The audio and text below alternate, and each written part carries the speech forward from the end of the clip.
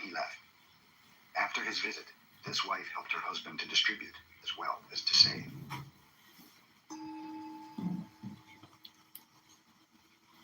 The local gang was never known.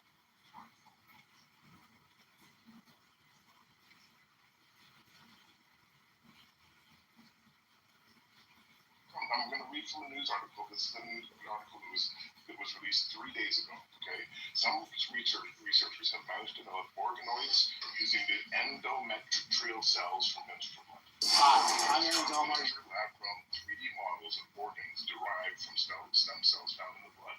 These organoids can mimic what happens in the actual endometrium, the innermost lining of the uterus. Okay, so again, this is something that researchers have done today. This is an article written 3 days ago that talks about using organoids, using endometrial cells. Mazel tov. The answer to your question, why would they do it this way, is because why wouldn't they? This doesn't require surgery. You don't need to go and get bone marrow, painful bone marrow procedure. You don't need to, harvest little umbilical cords from mothers who want to donate them. Like, this is the most obvious and spectacular use of something that was going to waste that can literally eventually someday grow real organs. I never said it could do anything. I just said that they're using it to start 3D printing, parts of. Okay, so what I'm trying to say to you is that first you cannot use a stem cell from one person to another. Okay, so it stays in the same person. No. So first, it's not waste. Yes. So basically, what I'm trying to say to you, my friend, is that the success rate of using like a foreign stem cell, it has a really low chance of working out. First, second, it's not wasting because, as I told you before, like you can use it only on one person. So like you can exclude the man, keep the woman. Okay, so half of the earth can do that. Second, I said to you before, show me some person they are working on it. When they succeed, then it's a fact. But now it's a theory. It's just a theory. It did not succeed. I have something to say.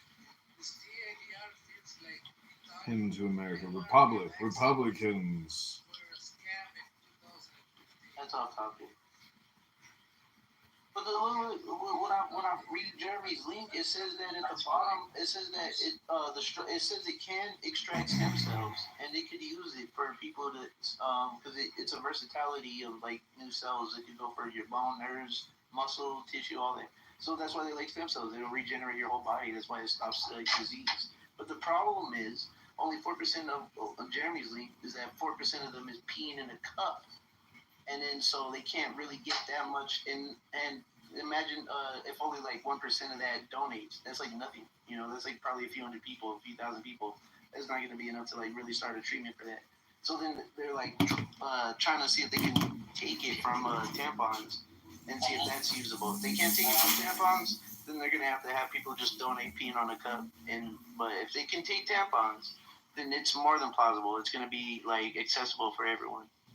Wow, that's where you want? No, come on. Hold on. Let me say this. Let me just respond to you, doctor, really quickly. Like, what Dave said, I think is silly. If you get people to stick needles in their arms for donations, you're going to have some women who are nice enough to donate their. Yeah, it's not going to be. You can't do no real treatment with it. You're just going to get a few results that you can do in a lab. No, you're wrong. And let me just say this, okay? Tissues and organs grown from stem cells can be used in someone else's body, particularly in transplant regenerative medicine, right? So this is called allogenic transplants, where stem cells from a donor are used to treat a recipient. Stem cells can differentiate into various cell types and tissues, making it promising for replacing damages, and it can be translated because of the stem cells going in without a signature. Yeah, you're talking about stem cell transferring. Okay. Also, just from the standpoint of enriching research, I mean, you have another source of stem cells to work on to do research. So that's also very 100%.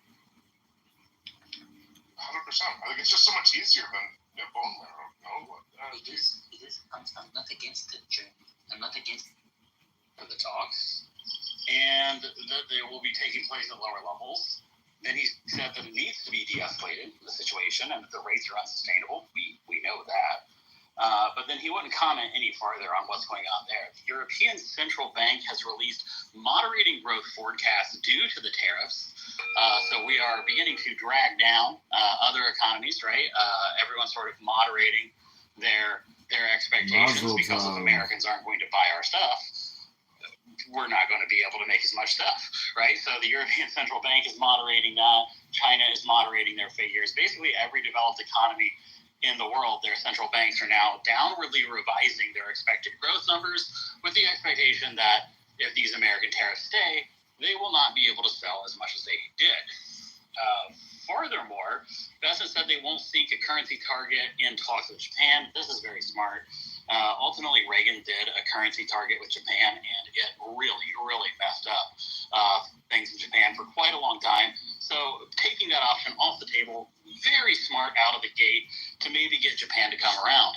However, Japan has said they have offered us trade deals, and we have not accepted them, and we said we would get back to them with what we actually want. So it's kind of clear that we don't even know what we're really asking for right now. What they approached us with was they would remove tariffs on our cars, and they would start importing our cars. We would remove tariffs on their cars, and then in addition, they would start buying double the amount of food from us that they're currently buying.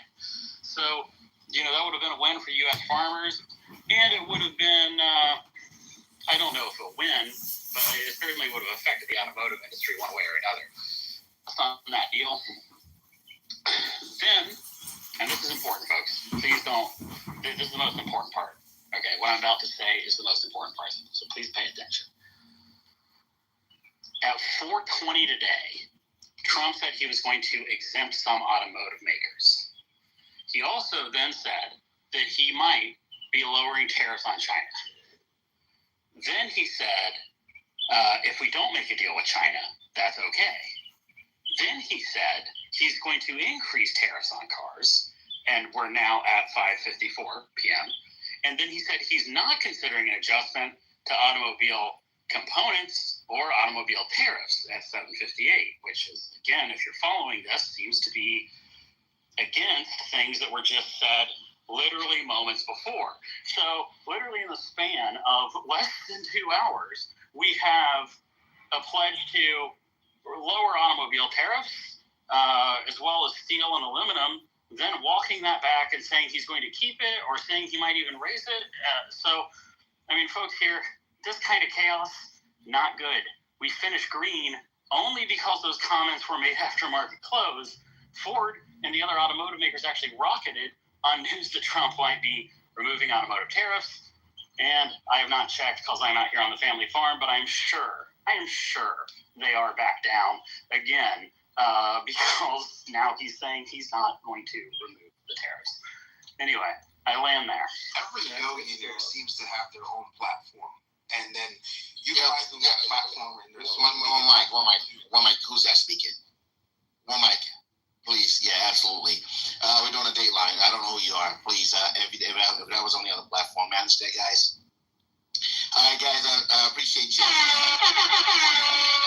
Man, that was Storm. That was Skull. Appreciate that, Dateline. Because you were telling me that, I think you texted me earlier, said that he was actually removing the tariffs on automobiles, right? Yeah, those texts were sent pretty close together, Jonathan. The story changed that fast. So, wow. Again, we don't have a very well-defined policy right now. It would be great and a moderating influence on the market if we could come up with a strategy and stick to it, perhaps. Anyway, I'll land there, and I will be back on later. Thank you. Hey, before you go, because I know you're with the family, just 30 seconds more. China put a post out, tweeted out that Trump chickened out. And I think it garnered like 150 views so far. And they got that hashtag Trump chickened out. That thing is just going crazy all over China. What do you know about that, Skull? All I know is that it seems like every time a story like that breaks, and it's happened multiple times now over the last 2 weeks, he then immediately doubles down on tariffs. And I hope that that's not true. If literal optics and social media is driving his tariffing decisions, that would be disastrous for the future of America. So hopefully that is not what is driving these changes in behavior, because if it is, we're in real trouble. I do not necessarily think it is. You know, I don't think. So you're hoping he doesn't respond to that, right? I certainly am. Yeah. Okay. Appreciate you, Skull, as always, man. Go enjoy the family, man. We'll see you back here later on. Appreciate you as always, guys. That's Skull. Make sure you gotta follow Skull. One of the greatest financial minds we have on this app and here on Debate the News as well. So I'm gonna go right over to chat. Christy Chatham. Chat, are you there? What's up? Hey, JB. What's up, Miss Tatum? Just kidding. And I am. Okay. And I am. You ready? You ready for me? Let's rock out. Let's rock out so we can do this. Yeah, so I'm Chad, and I'm bringing you the middle of the road, the balanced dateline for today. In Minnesota, Attorney General Keith Ellison has filed a lawsuit against the Trump administration. Guys, he's contesting executive orders that ban transgender girls from participating in girls' sports. Ellison argues these orders violate the U.S. Constitution, emphasizing Minnesota's commitment to protecting transgender youth. Supporters of the federal orders argue that they uphold fairness in women's sports by ensuring competition is based on biological sex and not gender identity. However, critics contend the orders are discriminatory, infringing on the rights of transgender individuals, and undermining inclusivity in education and athletics. Now, hundreds of political scientists, and this story is near and dear to me because my undergrad degree is in political science. But hundreds of political scientists have expressed concerns over the state of American democracy, citing actions by the Trump administration that they believe indicate a slide toward authoritarianism. The scholars point to recent policy decisions and rhetoric as undermining democratic norms. Some conservatives argue these concerns are exaggerated, viewing the administration's actions as efforts to restore traditional values and strengthen national sovereignty. However, liberals see these developments as alarming signs of eroding democratic institutions and norms, calling for increased vigilance and civic engagement. Now,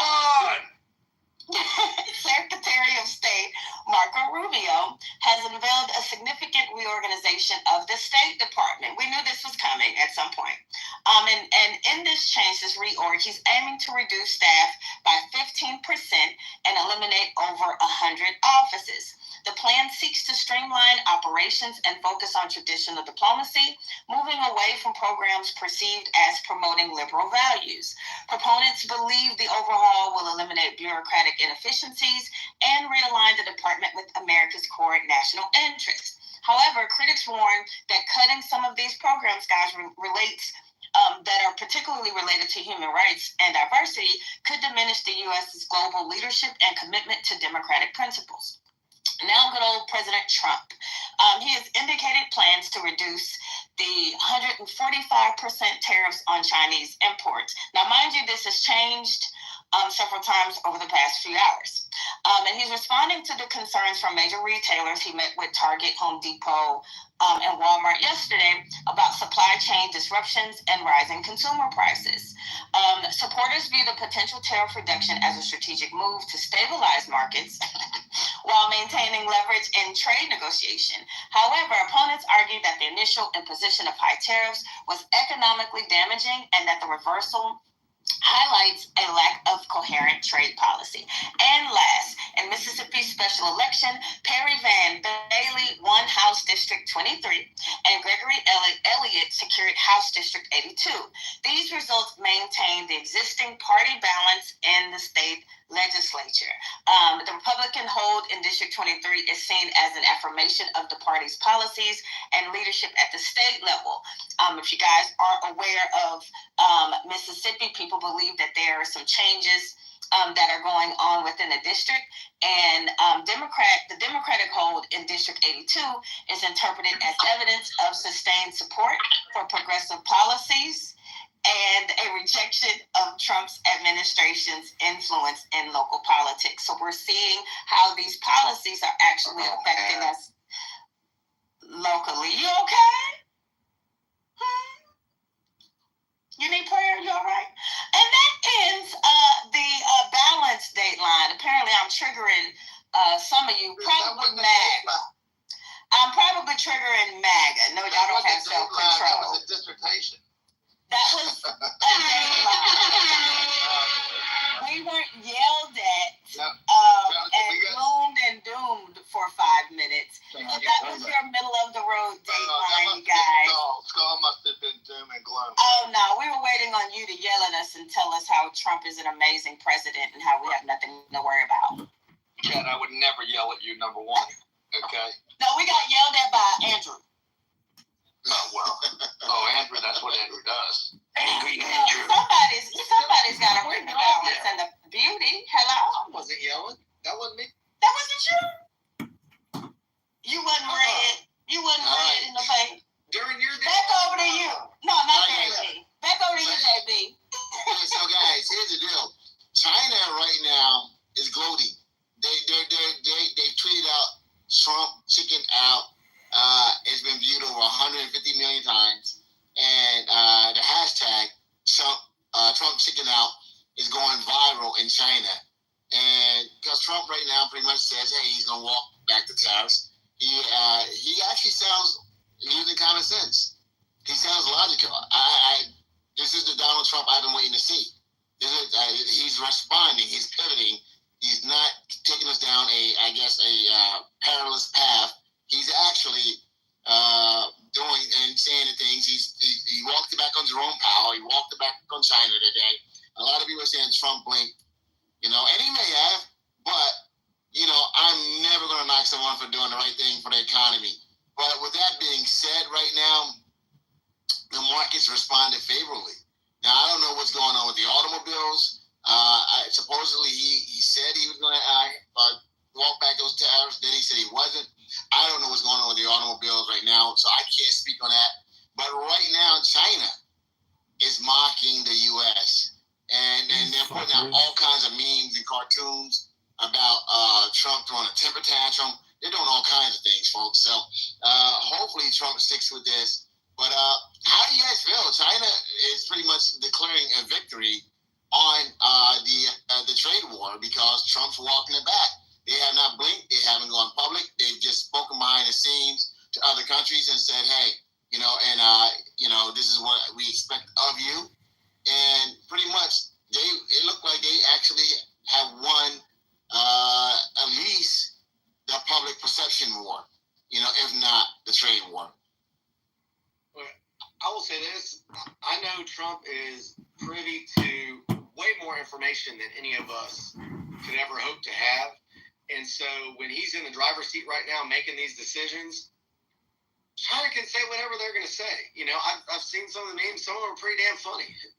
Who cares? As long as he won't put his pride and ego above the country and he's doing what's right for the country, that's all that matters to me. I don't care about MAGA saving face or whatever. It doesn't matter to me. I don't know if it's according to his plan or not. If whatever decisions he's making, though, I feel like he is making them for the good of our nation. So that's, and if you want to call that playing chicken or whatever, who cares? If ultimately if it's good for us, it's good for us. No, I ain't calling that. Jonathan. Oh, sorry, you go. Yeah, Jonathan, look, we all make mistakes, right? Even the President of the United States can make mistakes. So if today, in my opinion, is a win, right? Today is a win, but the cumulative impact and the damage globally is yet to be seen. Now, America is super strong and essential to the world economy. So we can have a big fall, we can make mistakes, and we can recover. But today was definitely a win. Markets were up. Today, we are on a sideways S. We are on a roller coaster, folks. And we are on a roller coaster trending down. So today was a win and a good thing. But is it a continued trade war and a storm in the future? Or are we on a temporary trade thaw? That's what happened today, right? It was a trade thaw today. There's a lot of, I can add more later, Jonathan, when you want. And I won't do it now, but I'll add it later. Yeah, absolutely. In the second half, when you have that. I'd like to add something if I could. Who's that? That's Jamal. I'm over here on the other side. If I could, I'd like to just say this. Trump has come off today, and I voted for him, but he's coming off like We're a on cocky the side of white the tracks, bro. He's coming off like a cocky white boy, acting like he wanted to fight, but he got punched in the nose and wasn't ready for the fight. And China is laughing at him because they should be laughing at him. He should have shut the fuck up and moved a lot slower. Bill Clinton was our best president we ever had in my lifetime because Bill moved very slow and he was able to get his dick sucked too. What the hell? Oh yeah. See, we got different rules here, man. We respect the women, man, and that, once again, ladies, I apologize. The woman's false. Yeah. Why it'd be all right if a man sucks his dick? Yeah, guys. my God. So anyway, guys, we're gonna keep this thing moving.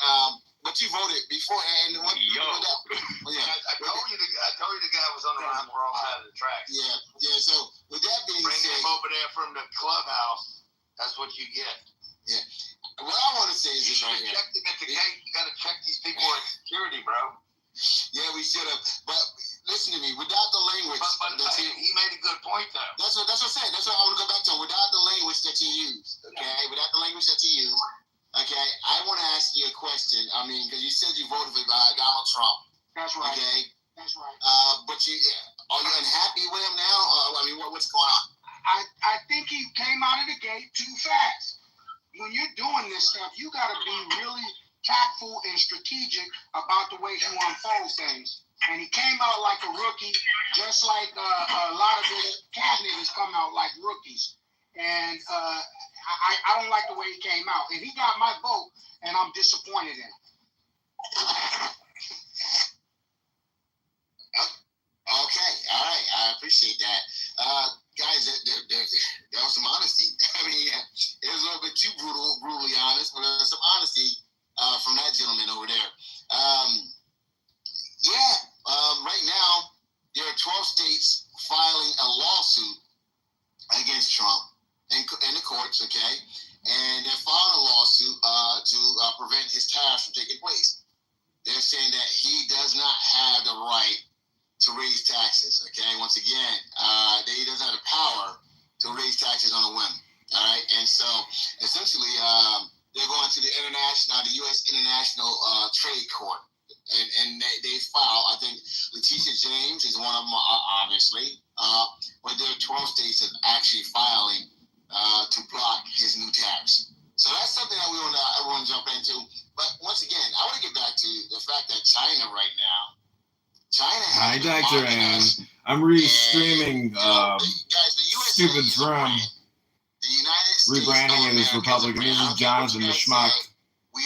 Jonathan Bing. The name of this room is Trump Chickens Out. China tweets. To do a lot of things and accomplish a lot of things. Us being a very strong brand, reliable brand. And right now, I believe that brand has been eroded. And you should help me co-host like some Republican That brand podcasts. has definitely been eroded somewhat. But We went to this Cook County, Chicago GOP event last night and how do you guys feel about caused some Trump's chaos. about face? I'm actually proud of Trump's about face. It shows that Donald Trump may, once again, doing what he thinks is best for America. All right? You think? Yeah, I agree. He has the ability to course correct, and that's very important for a good leader to do. So good on him. Do you think America's brand is better in April of 2025 than it was in April of 2024? Do I think? Yeah, I do. I do. Thank you for being honest. I do. Everybody was laughing at us last year this time, bro. Laughing at us about what? Joe Biden falling down the stairs, bro. Joe Biden falling down the stairs. Joe Biden couldn't. That was our leader. The whole world was laughing at this. He couldn't get on the airplane without stumbling. Come on, man. I couldn't remember his granddaughter.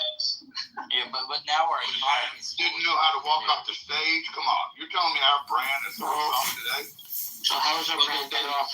The U.S. dollar is not America as supported though. Every country today. Yeah, but Food is first in mind. Is omnipresence. It is more powerful. It is a bigger threat to people. Okay, it's in every paper. What's he doing? Our brand got stronger overnight. Our brand recognition, awareness. It's all bigger. It's not as big as Jonathan's smile or that big mouth of his, but it's big. There you go. No, go ahead, Chad. I was gonna say, so making a decision, then backpedaling off that decision, then changing the decision, and like that makes us look sound. That makes us look strong instead of being resolute. Chat in the world. Yeah. That's not. I don't think I asked you though. Go ahead. Nothing bad about it. The rest of the world's negotiating is gonna be like, okay, yeah, he's the businessman. We're gonna come to an agreement. I've been saying this for weeks. Okay, he's gonna push and ask for everything. He's gonna allow everybody to be a winner. I think I said it last night actually. He's gonna come back and say, okay, guys, everybody can win here. He's gonna take relief off the compression. They're gonna come aboard. Hopefully, he'll bring them back to the table now. Okay, you're reasonable. We get it. We got a little bit right here. Throw a little bone for the dog. We're going to do right. And that's going to be like, okay, we want. They get to come to the table. They get to work a new deal out. Okay, but everybody's got to feel like we can and nobody is going to take less of it now. No further for the plot. And our candidates are fully supported. Jack up from under me, and you're going to be mobilizing each and every one of our voters. And that starts with solid vote by one call. We're going to only follow to see how we can have the fucking word meme or gift. These weren't even terms or concepts. But Grant, you talk about, like you set yourself up for this because you talk about Biden tripping going up the steps on an airplane, like that was something significant versus talking about tariffs and walking back on what you say you're going to do, and then saying you're going to end out or come to a deal with Ukraine and Russia, and that didn't happen. And like you keep going back and circling back. How does that even make us look resolute and strong? It doesn't. And what I want to know is why can't some of these things, and you know negotiations, you shouldn't have to show out your hand. And what he keeps doing is showing his hand. He's doing the same methods. He's not changing it. He keeps showing his hand, and then he keeps backtracking. If I was another country, I would just hold out like China's doing because his negotiation tactics aren't changing. They aren't fluid. Well, and hold on, let me just add one thing, Grant. So, Grant, you said that, and we agree on some things, but you said that the view of the United States has actually, from the stats I see, the U.S. view on the U.S. has actually decreased significantly. It's decreased in Canada and the United States population. On stats, not in the chat. The United States population. 63% of Americans would say that the view of America globally has decreased since a year ago. So I would like to. That doesn't make it true because it's the Grant Cardone truth here, guys. No, I mean, hey, Laura, I agree with a lot of what you're saying. And I love what you said earlier. I just think that there's some things that are not being measured here. There's no polls. I'm sure it'd be very easy to find. Is America in more Google searches today than they were a year ago? That's not being searched. Okay, what you're searching is, was there some tarnishment, which Jonathan was referring to? Has the brand been tarnished? Look, if the brand awareness went up and more people are talking about America or Gucci or whatever the brand is, it could be negative and still be positive because you have such broad increase in awareness of the name. And I can just tell you from somebody that's gotten a lot of bad press. Who? You? None of it's hurt me. That's true. If people hit the buy button, if people and I'll land here, if people hit the buy button, buy America, I will gladly buy you dinner at Steak 954, my friend, or whatever dinner you want in Miami or California. But I just feel like we've tarnished the America brand, and we're going to have a rippling effect. Aaron has Coke nostrils. Everybody's got a brand awareness problem. You can always heighten the brand. We have a president that has 34 convictions. Okay. So, Grant, you sound so proud about that, are you? I told you when he got convicted, I said if they convict him of one thing, he'll be the president of the United States. They convicted him of 34 things, and the whole country got behind him, including your people. I think we look really bad right now. Look. Well, yeah, we. We're talking about New Jerseyans. Yeah, New Jerseyans. We're not. You know, we can make fun of Biden all he wants, you know, and falling downstairs. Our economy fell down the stairs. That's what sucks. And I think China is laughing at us. How we laughed at Biden is how China's laughing at us. We're the Biden right now. We're falling down. And we have Trump. You know, I voted for the guy. I thought he was going to do what he was trying to do in 2016. But right now, I don't know what happened to the dude, but he lost the narrative. And I think China is laughing at us because even Europe is laughing at us. See, we had a fragile thing going on. What we were running is the world's biggest Ponzi scheme called the U.S. dollar. And this guy really thought America was producing products the world was buying. In truth, we were the ones consuming, the world was producing, and everyone was floating the dollar. But the minute they realized that this was all bullshit and a bluff, that's when China said, look, when Trump raised the tariff 100-something%, China raised it as well. They matched it. Then he raised it to 200-something. And at that point, China said, you know what, man? You can keep tariffing all you want. We don't care. We're just going to keep making money and doing our business. And look who's coming back to the negotiating table. Not China, Trump. And look at Europe. Europe renegotiated. Canada renegotiated. Not with the U.S., but with each other. We realigned the world outside of the U.S. sphere of influence, and that sucks. You know, so I can say this. He is another one. I'm talking about Pete Hexon. Because let me just say this real quick. If I find out, Grant, this shit is true, I'm sorry. That's a fuck up on Trump's part. I mean, I've been cheerleading for this strategy for the last fucking 4 weeks. We get concessions, or I'm fucking pissed, Grant. I'm sorry. That's the way negotiations. That's the way negotiations work. You raise the stakes, you change the game, and you clean the table. If we're not cleaning the table and they're coming to clean our table, that's a fucking problem, Grant. And I'm sorry, like, maybe we're in the middle of it, and maybe he has something up his sleeve that we don't know about. But if we walk away from this negotiation based off of what Skold is saying, and we get no concessions from China, we do have fucking egg on our face. And it's not going to be pretty it's not going to look good for the future. It wouldn't portend well for future economic negotiations with the U.S. if they can just punk us like some bitches, and then we just like acquiesce to demands. Grant, you're talking about brand awareness. Grant, you're talking about brand awareness. I know about brand awareness. Probably not as well as you do, but you know, I'm a straight shooter. And you would have never changed your name from Snarky Puppy or whatever. I'm still snarky. Snarky Puppy. That was I gotta be honest, like the dumbest marketing move I've ever seen. If it's got you talking about it, so maybe it must be doing something for marketing. All right.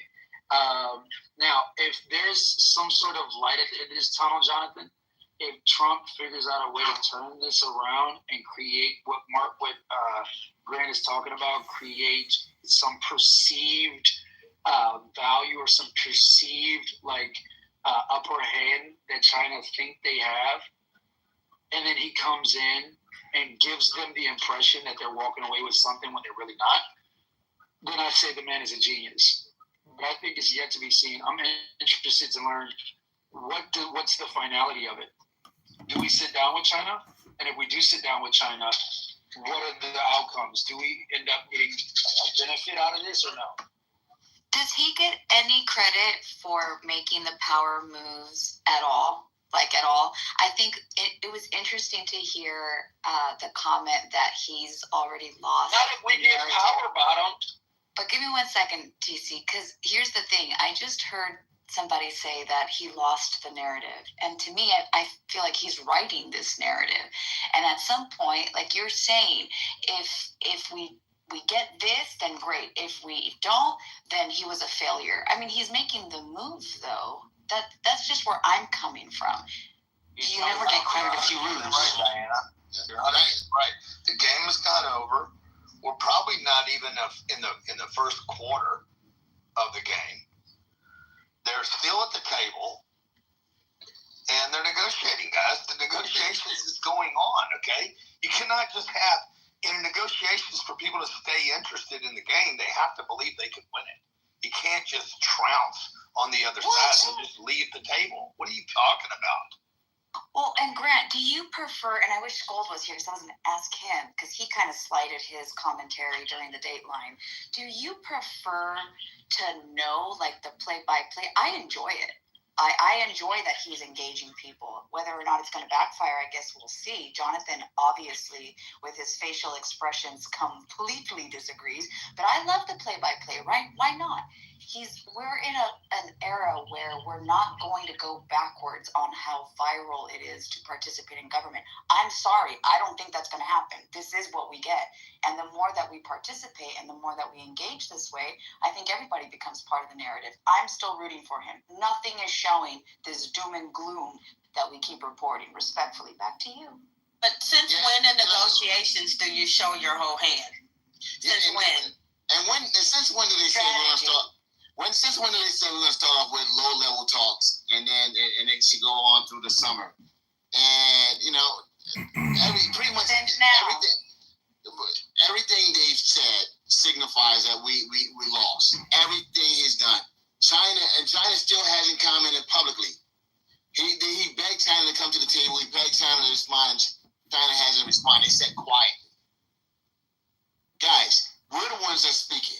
Now we're signaling to China. We're now signaling to China like, hey, we're sorry. It's like I don't know. Like he kicked this girl out the house and she left. and he's like now like she'll be back. and 3 weeks later, she's not back and he's seeing her out at the club partying. And he's coming up to her like, yo, I need to talk to you. That's what's going on right now. That's a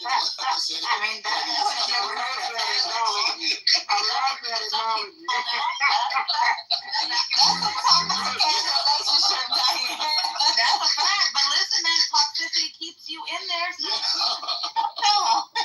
come on back home. Our relationship with China and all these other countries that everyone always says are the biggest boogeymans. Listen, it's about to shake it up and start talking. I don't think they're these nuclear warheads that are going to kill Americans all the time. So might as well talk about it. And it's about time that they troll a little bit for Trump too, so that, they can keep everybody engaged. I'm sorry, I'm not throwing in the towel yet. So the way I see it is one of two things. There's one or two ways he could save face. Go ahead, Devon. I'll come in after you. Yeah, I was just gonna say real quickly, why didn't we start off talking? Why do we want to talk now? I mean, if you're a great negotiator, you start by negotiating, not by doing exactly what he did, and now we look crazy. I mean, for TC to say this is not a good look, I'm really in shock right now. He didn't say that. He said basically Trump is damned if he does and damned if he doesn't, and that is a great place. No. Did he say that? I didn't say that.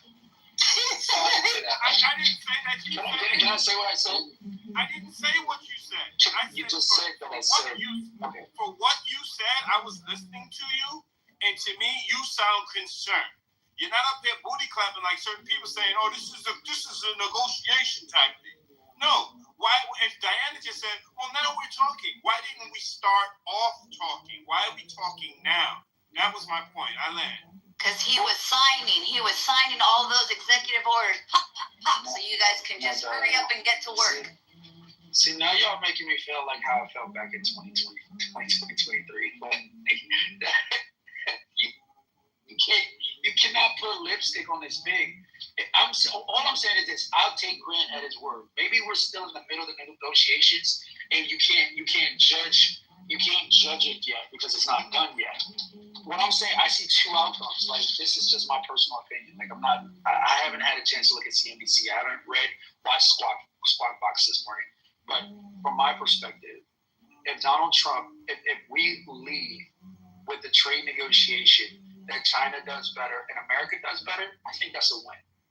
If we lead from the trade negotiations and China does better and we keep the status quo, that's a big L.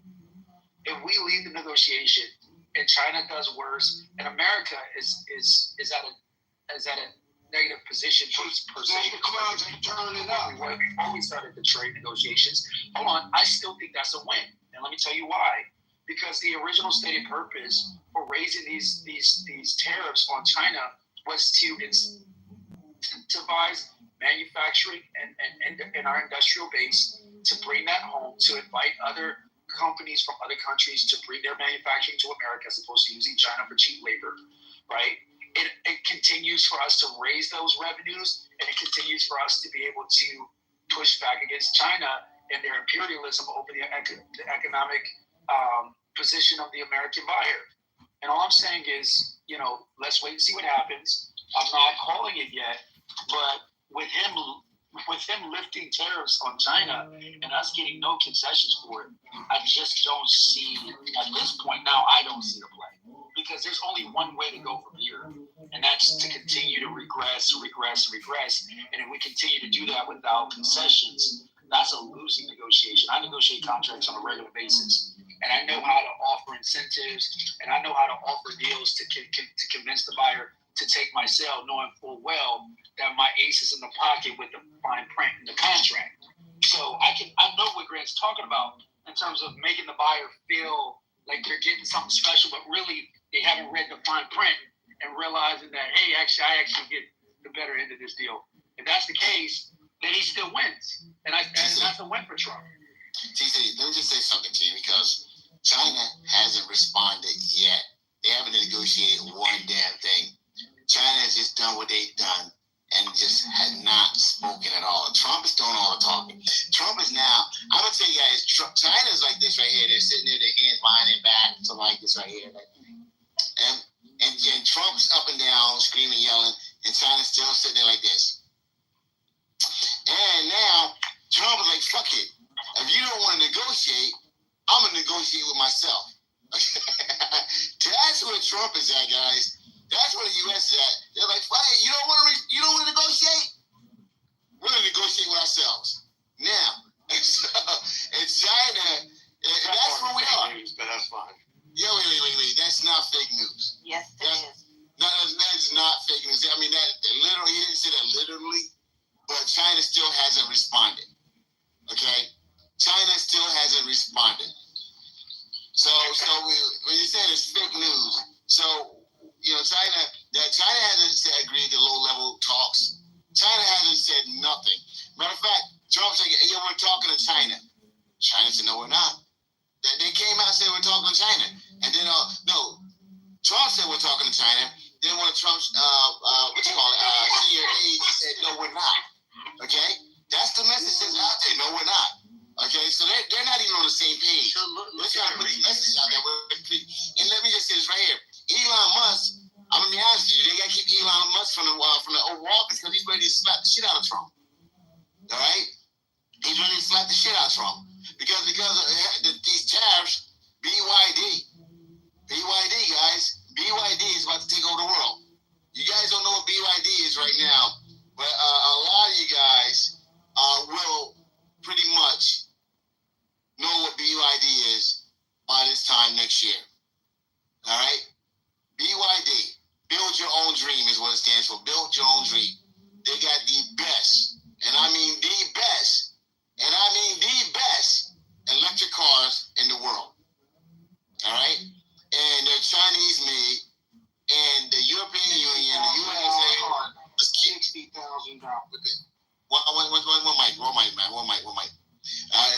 U.S. and the European market was sort of helping Elon by keeping them at bay. The EU has now let them in, okay? And pretty soon Americans going to be clamoring for them as well, all right? The self-driving technology and all that other stuff Elon promised, they're already there. And they're much cheaper. They're half the price of Tesla. Half the price of Tesla. Can I chime in? Sure, go ahead. I want the other person I was trying to chime in that I needed first. Then you. CH, let's go. CH, let's go. Jay, go ahead. Jay, I was going to quickly say that you have to look at how this war started, trade war. It is not America versus China. It is the White House versus China. Because on China's side... I was talking about BYD. I'll come back to you. The other person, you want to chime in on this electric vehicle thing? Go ahead. Yeah. They're heavily subsidized by the Chinese government, and they do so because they want market penetration. The Europeans don't realize it yet, but if they do allow BYD to come into their market like you just described, it's going to kill part of their auto sector. Now, there hasn't been anything officially announced just yet to the degree that's going to allow BYD to come in. I believe in some cases it was, I think, the government of Hungary that allowed that they were going to open up BYD factories, but even then the manufacturing was going to be at limited quantity and of a specific model. It's not going to be something that's going to be to the detriment of their domestic manufacturing. China has responded. It just hasn't gotten as much press.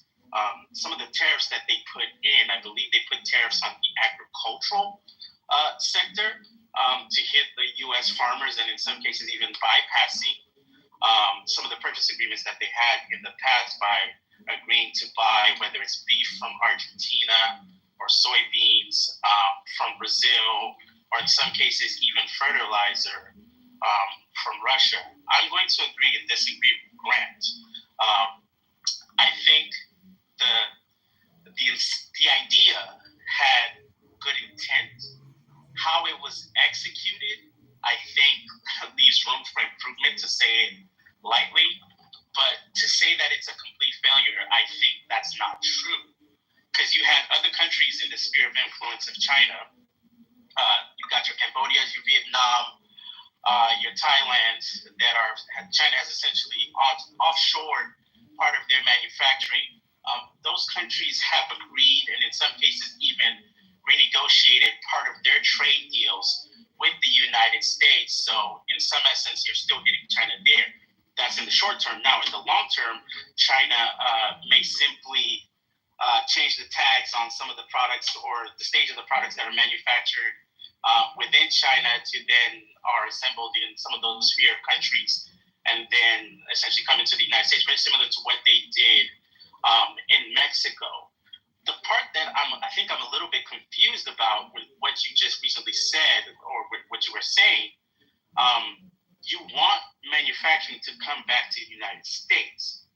I would believe most Americans should be supportive of this nature. And I would think that the people that you should actually be more upset at, it's not actually Trump.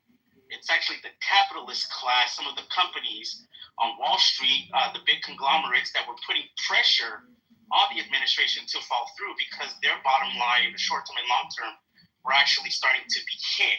Some of our quote-unquote allies that we seem to care about and say that our brands have taken a tarnishment were the same allies that were selling treasury bills that were, again, counter to the incentive for the long-term refinancing of the debt of the United States. It wasn't China that was selling those treasuries. It was countries like the UK, entities or blocs like the EU, and in some cases even investors and banks like in Japan, your quote-unquote allies that were working against you because they were trying to protect part of their domestic industries that, what this negotiation has shown, they're not as solvent or viable to the degree that they think. And then furthermore, it shows that even with the situation that the United States is going through with Trump, with these trade negotiations, we just recently had an auction of treasury bills, both directly and indirectly.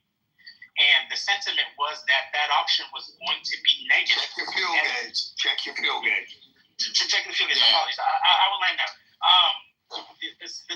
The result was actually the opposite. It was a very positive trade for the auctions, directly and indirectly. I believe Secretary Besson even said to that, which says that as the last place of storage, the United States dollar is still the place where investors in Europe, in Asia, are still flighting towards. And even with the chaos that Trump created, that's still alluded to. So now you know he wants to make a deal.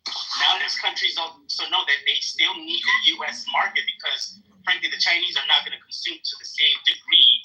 And their investors, their manufacturers are also going to be impacted because, listen, they can say all they want.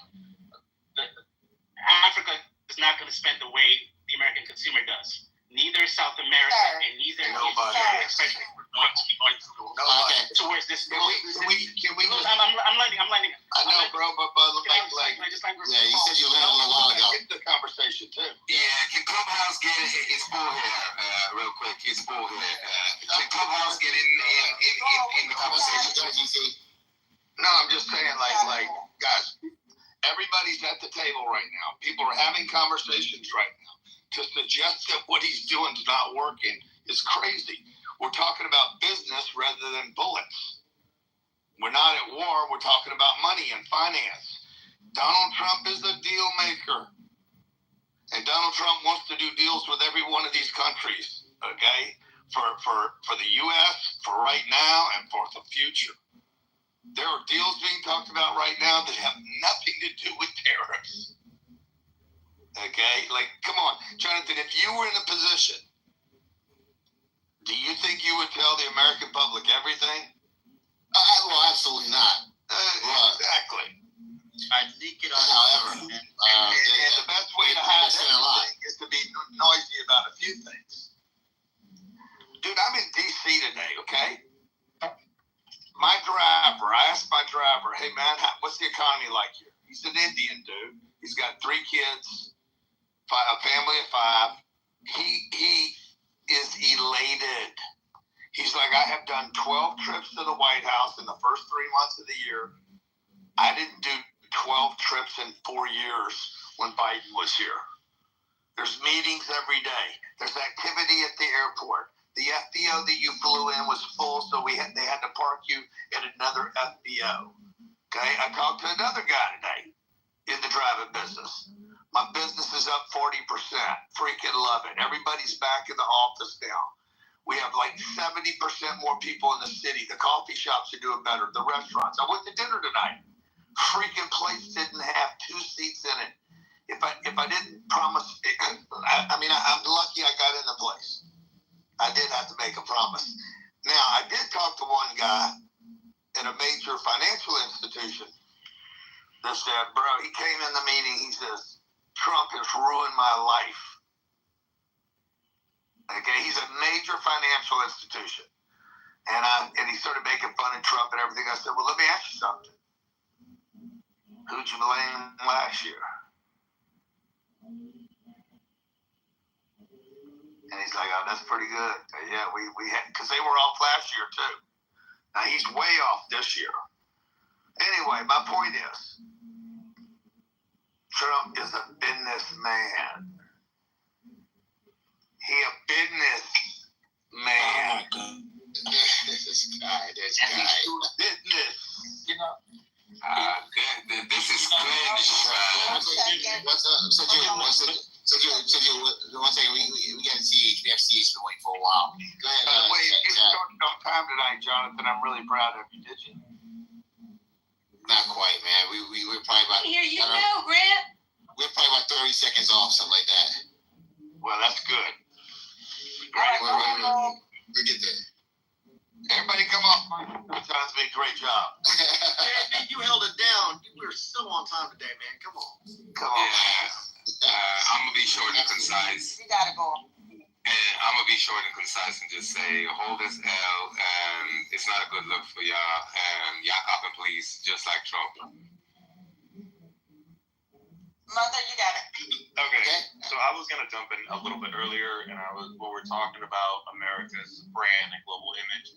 I think one thing we miss is the fact that obviously America's favorability ratings are down, but China's are not skyrocketing, but they are significantly higher than they were prior to Trump having these tariffs. Other countries now view China as being a more positive influence on the world than America. I think that is problematic, right? You have countries that are American allies traditionally now signing new trade deals with China because they know that America is an unreliable nation. And China knows the truth that the American consumer is weak and people lack patriotism in the country. So they're not willing to spend $3-4 on a product that is American made. And China knows that. All they have to do is wait us out and people crumble like little bitches. Yeah, well, absolutely, guys. China, there was a fire in a Temu factory, and they destroyed a Temu factory. They said the estimated damage is like $5.42.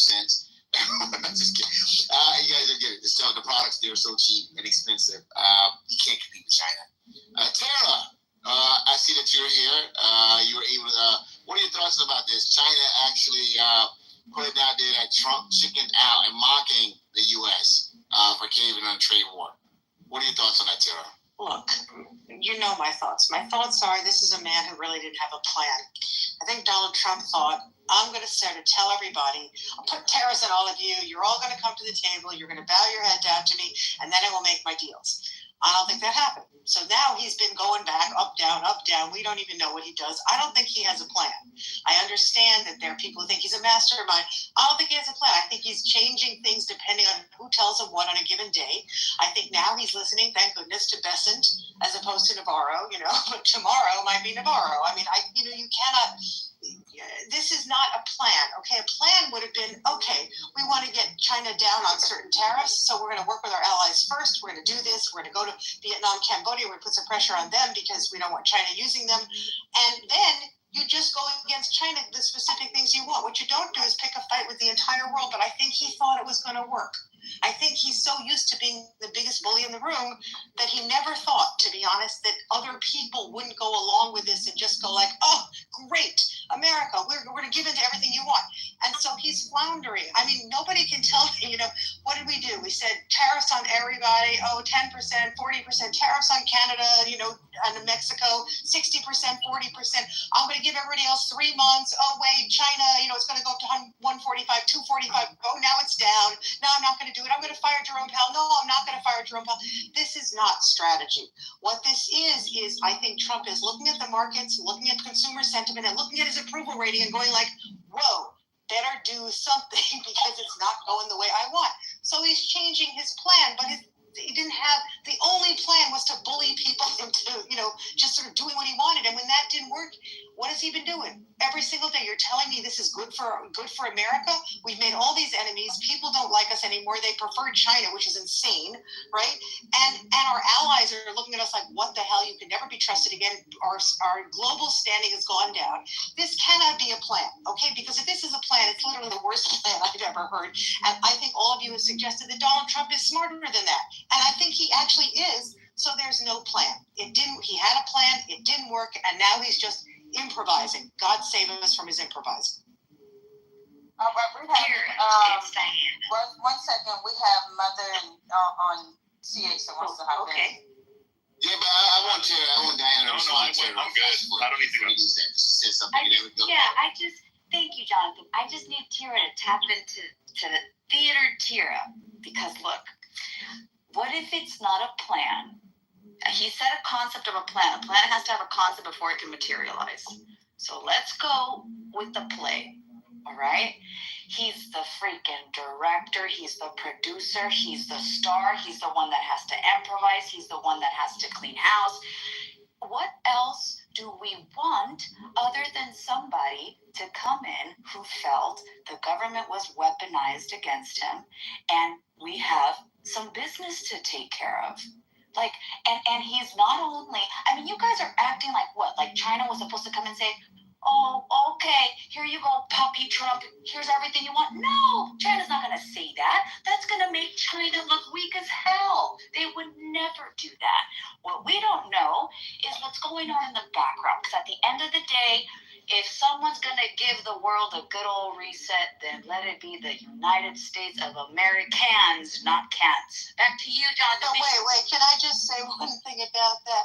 When you write the play, write the music, star in the play, and direct it, you know what it's called? A vanity project, and usually it's a piece of shit.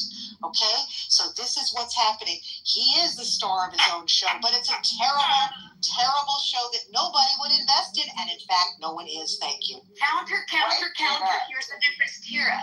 This is in front of a live and active audience, very much like the difference between regular podcast and what's being done here in DTN. It's different. It ignites. None of whom are paying a nickel to see this show. Let's just get real here. It's a free Where's that sound effect, Jonathan? You are so It's not about the money, you guys. It's about the movement. What? We're going to CH. One second. I want to go back on to CH. Go ahead, that's it. So I was going to say that, going back to it, one of the big reasons it's failing miserably is, like I said earlier, this isn't America. Wait, this is the guy that spoke for like 18 minutes, and then I spoke again? Is that the same guy? No, it's not the same guy. Okay, go ahead. No, he's on sketch. No, I don't know who that is. Boy, your internet is bugging up. So then, that guy trying to, they had an organized effort. Xi Jinping, he has everything down. Everybody in China is on the same page. When they said they're going to war, every single person is on the same page. When Trump says he's going to war, his advisors don't know what's going on. His donors don't know what's going on. Everybody knocks on his door like, bro, can you tone it down? Nobody knows. Nobody agrees to it. All the Fortune 500 businesses, the CEOs are flying to China and saying, hey, listen, we don't really mean that. I know he might be a mean person, but I want to do business with you. Look at all the people flying in. NVIDIA, he flew into China wearing a suit. He doesn't do suits. He wears shorts and all that. They're suited up, trying to kiss their ass. That's what's going on. Interesting. Good stuff. And true. CH, who's that? Jay next? Is it Jay? Who's next over? Jay just spoke. But if I could just add this one real quick, it's just 5 seconds. The CEO, the CEO of the founder of NVIDIA. And what is he saying? Because he wore a suit to the meeting, he flew to China. What does it mean to you that you wore a suit? Flew to China. He flew to China to negotiate personally, one-on-one. He didn't care about what Trump said. He had to go to China because 20% of his bottom line in revenue come from the Southeast Asia market specifically. What does the suit have to do with it? I'm just trying to understand. He acts like a lot of the CEOs here, they act like they're pro-America, but then when it gets down to business, they wear the suit to go to China. For U.S., they'll come to their office in boxers. Oh, okay. They go to their office. Did he have a pocket square on? That's all about the boxers. It's made in China too, but Yep. So Jay, go ahead, Jay, jump in there. Yeah, no, that was just it. I mean, nobody, not the businessmen in America, not everybody. I mean, Trump's not the only billionaire in America. A lot of billionaires disagree with what he's doing. So I don't see how he's well, of course he's a stable genius, but I guess he's going to make everyone else unstable. All right, who else on CH? Why? What did he take away from you? What have you lost? Look at you. I don't know if you're in the 401. Look at your stock market. They just call me What have you lost, buddy? What have you lost? Tell me. He ain't lost shit. He don't have shit. Well, there you go. I voted for Trump. Hold on, man. I don't have shit. Thank you. And if you voted What for did you Trump, lose then? you know what Just answer what you lose. Lost. What are we feeling? What did you gain? I asked you, what did you? I haven't lost or gained anything. I'm not even nothing apart from it. Thank you. America is losing. You're still winning, though. Losing illegal immigrants. Let me deport Sir Jude. Just let me put him on that fucking plane. Well, Grant, I respect you. Leaving on that plane. Get rid of Sir Jude. You don't want me to speak. Grant. Oh, go ahead. Sing it, Grant. Sing it. Hit it. Yeah.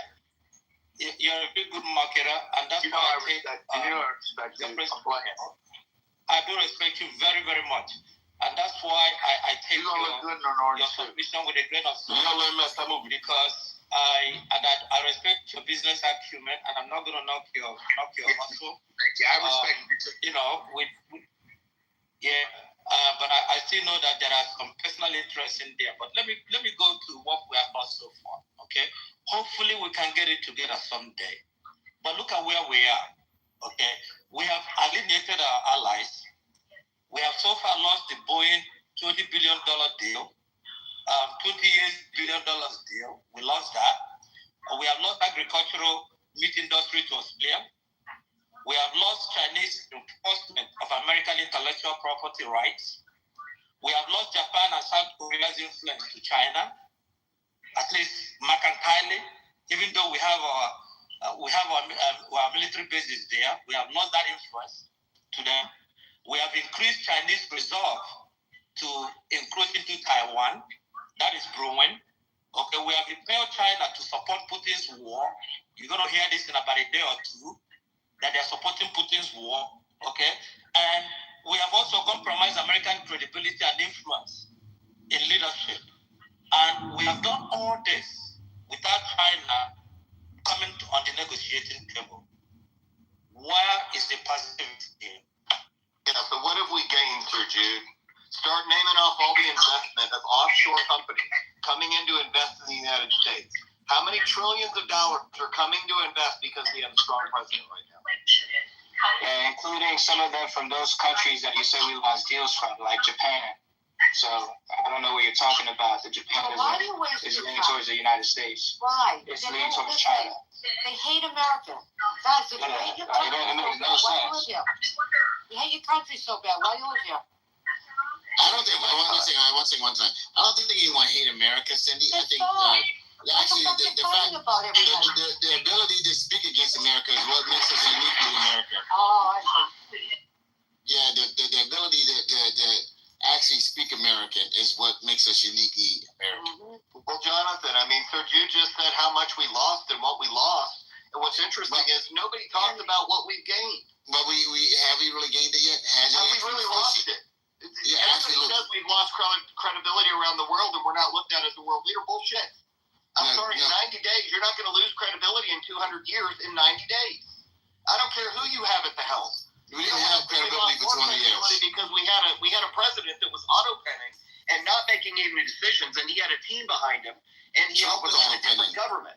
So if you really look at this, Jonathan, you and I, you both know that when you have weak leadership, you've got to come in with a sense of strength, and you've got to come in with resolve, and you've got to come in with power.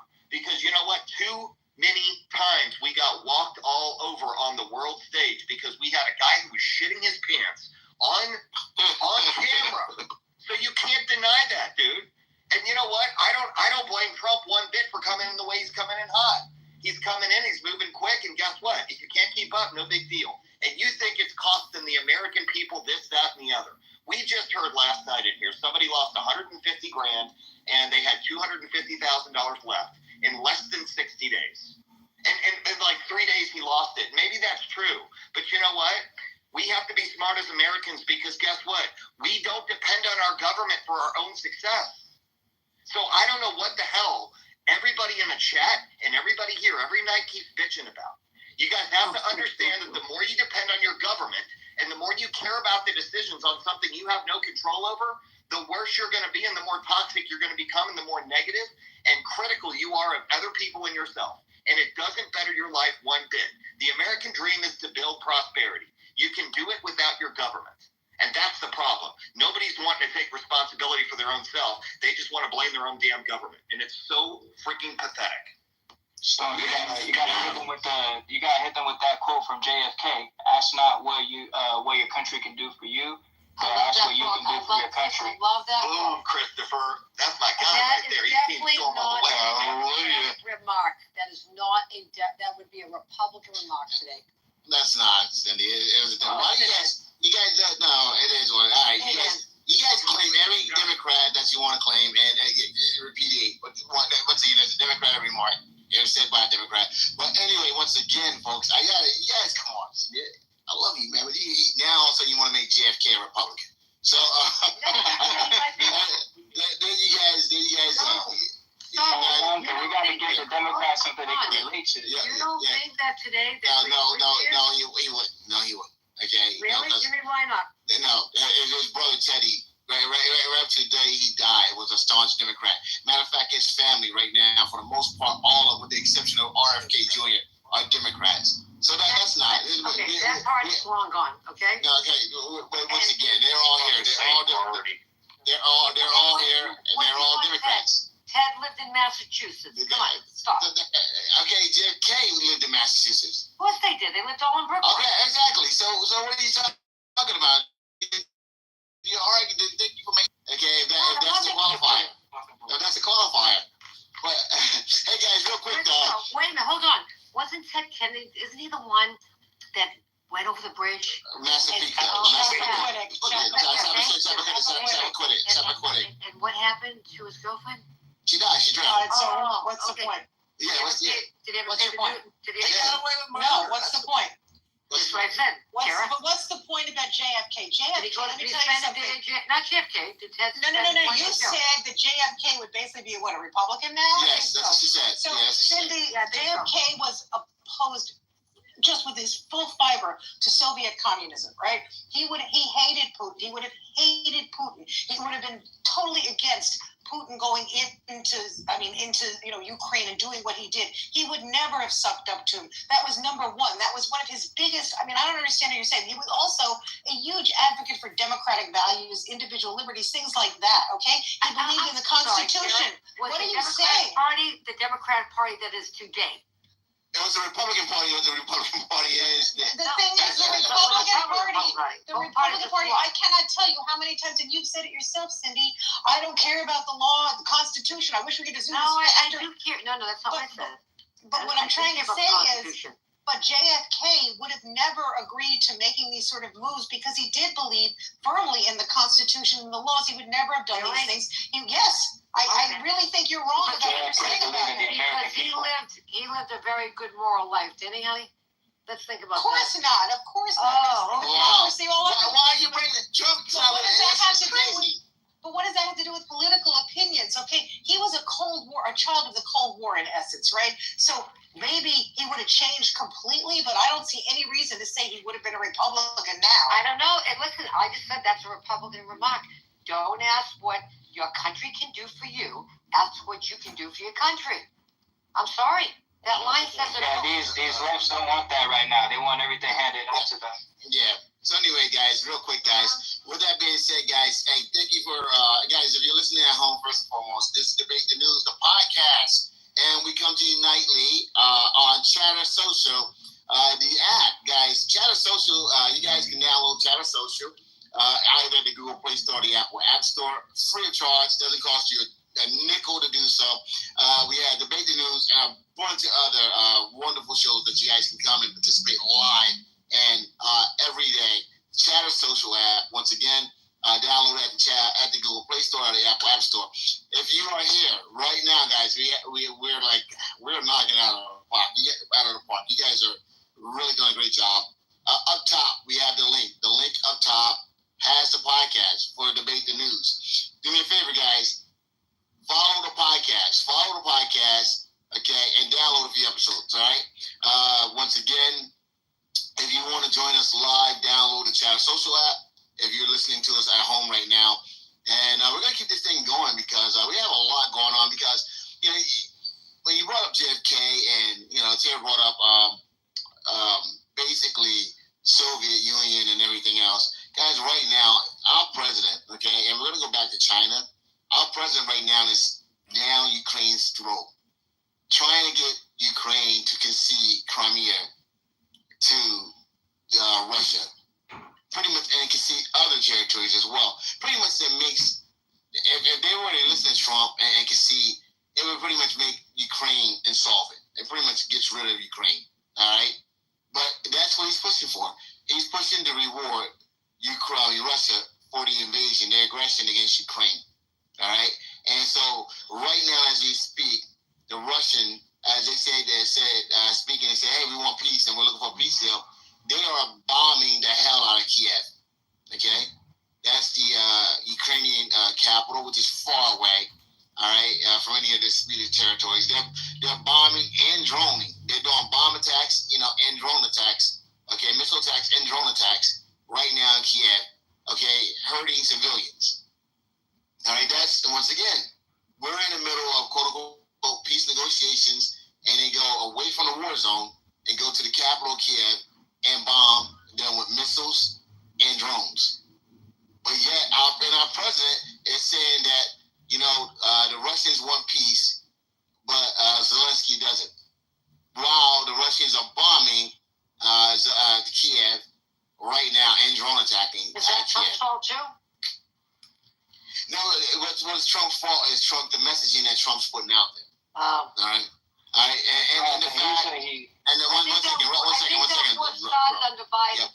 Yeah, I get that, but here's the thing, and the fact that he's trying to get Kiev. He wants them to see Crimea and other territories. All right. So Russia goes in and Russia walks out with territory. What does Ukraine walks away with? Nothing. With the peace. It's all our damn money. Yeah. So that's where we are with this. So that's what's happening right now, guys, as we speak.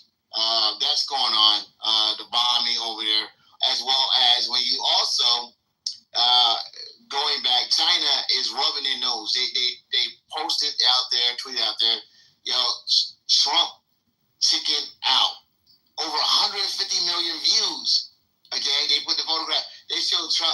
It's like they put his views out and said Trump chickened out, and over 150 views. And now Trump chicken out is going viral in China and all over the world. And that's the Chinese, pretty much, guys. Once again, Trump has not sat down with the Chinese. If anyone said that the Chinese have sat down with Trump or started opening up negotiations with Trump, they're lying. That hasn't happened. The Chinese have not responded. Trump has been begging the Chinese to respond. The Chinese haven't responded. He's been upping the tariffs to try to get the Chinese to respond. The Chinese haven't responded as of yet. The only response China has done is said to other countries that if you guys make any trade deals that is harmful to China with the U.S., that they would be dealt with. China's been the grown up in the room. They've been the grown up in the room. Trump has been yelling, screaming, and everything else. And finally today, he was like, my bad. We're gonna work this out. We're gonna do it. That's too much. He now is like I said. It's all like I said earlier. It's like he's negotiating with himself. He tried to get China to come to the table. China refused to come to the table. It appears now that Trump is trying to negotiate with himself. That's where we are. But China right now, as it stands, folks, they're out there having a fun time. They're laughing and they're out there tweeting that Trump chickened out and is going viral. Trump blink and propaganda. John, you talk like that makes you horny, honey, buddy. Like you. That doesn't make me. My man, please mute up. All right, you're not a main part of the show. Happy. No, happy. No, actually, Cindy, it didn't make me happy. Okay, I'm delivering the news. I'm sorry. I'm not delivering somberly. I'm not. Okay, fine. Just move any way you want. It's your room. Let me ask you a question. How do you know who's talking to who behind the scenes? Are you in the White House? I'm not in the White House. No, Cindy, I haven't. But once again. But you're saying. Okay, here we go, Cindy. Confidence. Cindy, I'll tell you why. Because they came out today. They came out today and said, "Yeah, we're starting talks with China." One person said that. The other person came out and said, "No, we're not. We haven't started talks with China." Then they said, we're going to work something out. We're going to start off with low level talks. Okay, this is all out there. This is playing out in the public. China, and this is all coming from one side, the Trump administration. The Chinese administration right now.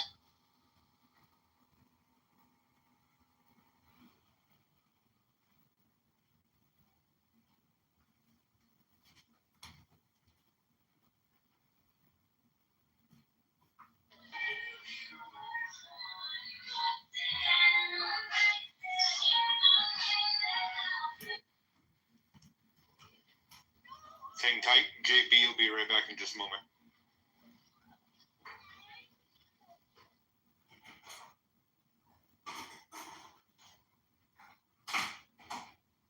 Are we able to like communicate in between us while we're waiting, or?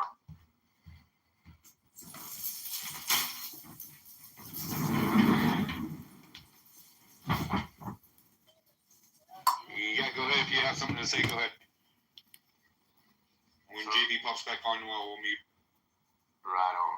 So what do you think, Jay? Yeah, I just think that, it's like I said, right now, if Trump says monstrously true. So I think about that a lot, that young kids are shocked by certain things and not others, and it feels weird. Christina, I saw your hand. Yeah, I wanted to comment to then a question. There have been patterns. There's like a pendulum swings from parenting patterns of like the parent who spanked then ended up having children who then had time out, right? And then I don't remember the next one, but then there was teaching children about their own emotions and how to regulate so that they can better manage their own and understand themselves, let alone understand their peers. Like I've seen videos of 4 and 5-year-olds that are helping one another or helping younger siblings or even responding to a teacher.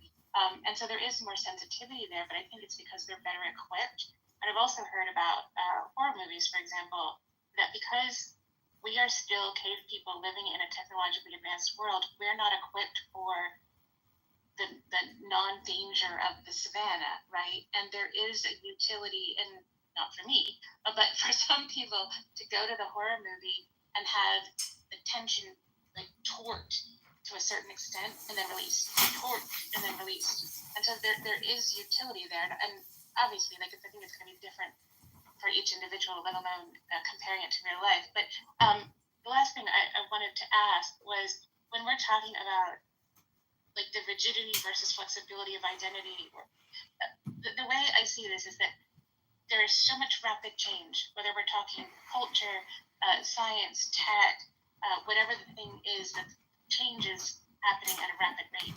And because we're still cave people essentially, we're not equipped for that change, but psychologically we try to create coping mechanisms of certainty, of control. And so I wonder if we can synthesize these boxes to have better understanding for more nuance and complexity, or if it's just going to continue in this path of a fight for more quote-unquote certainty, which causes more conflict, or if there's a way out of that.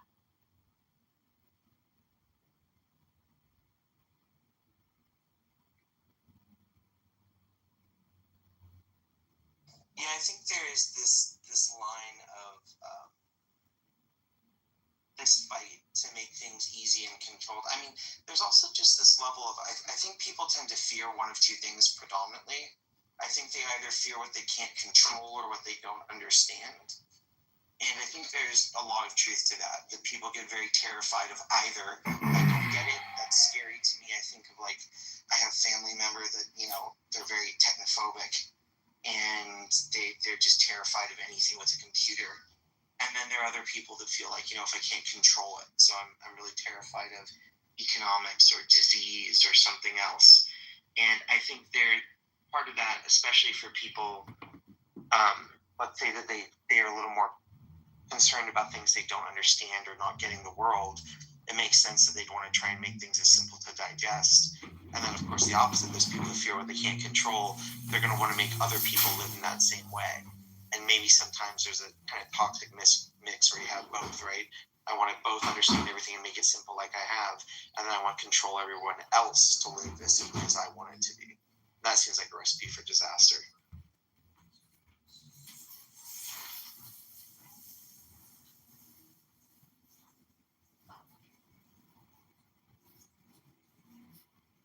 I don't know if you saw the chat, Brian Temple says he is.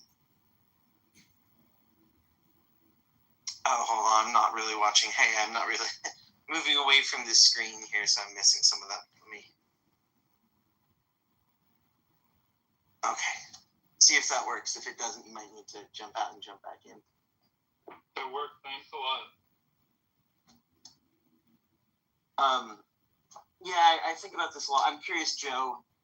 I think we were talking about this a couple times in the last few months on how when identities and roles change, I think that is one way where authoritarians can really want to come to power and rise, to try and have the ability to prevent that change from what they understood and control.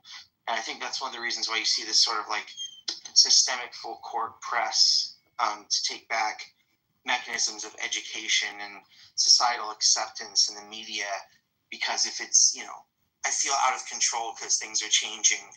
And so it's that reactionary process of something's changing. I don't want it to. I have to stop it, but I can't. It feels inevitable. So I'm going to have to, exert all the possible force I can. Yeah, the one thing I remember them talking about was the rate of change. Like human beings in general just don't like change. They don't like it. And one thing with technology is it changes so rapidly. And that's one of the things they've got to figure out is how they can have human beings like actually adapt to this rate of change as well too. Because I mean, it's unprecedented, and you literally see all sorts of problems. I mean, I think his name is. I'm gonna have to look up the name of the book. I think the book is called 21 Lessons. I think for the 21st Century. Who wrote the book? Okay, yeah, it was Yuval Noah Harari. I'm sorry if I pronounced that wrong. But one of the things he talked about, I remember this book came out, I feel like 2 or 3 years ago, was he talked about technology and like AI. And he talked about how about like 2030, I think this was like said right in 2021, 2020. He was just talking about the fact that I think he said like half of the jobs that people would be doing by 2030, maybe 2035, hadn't even been created yet.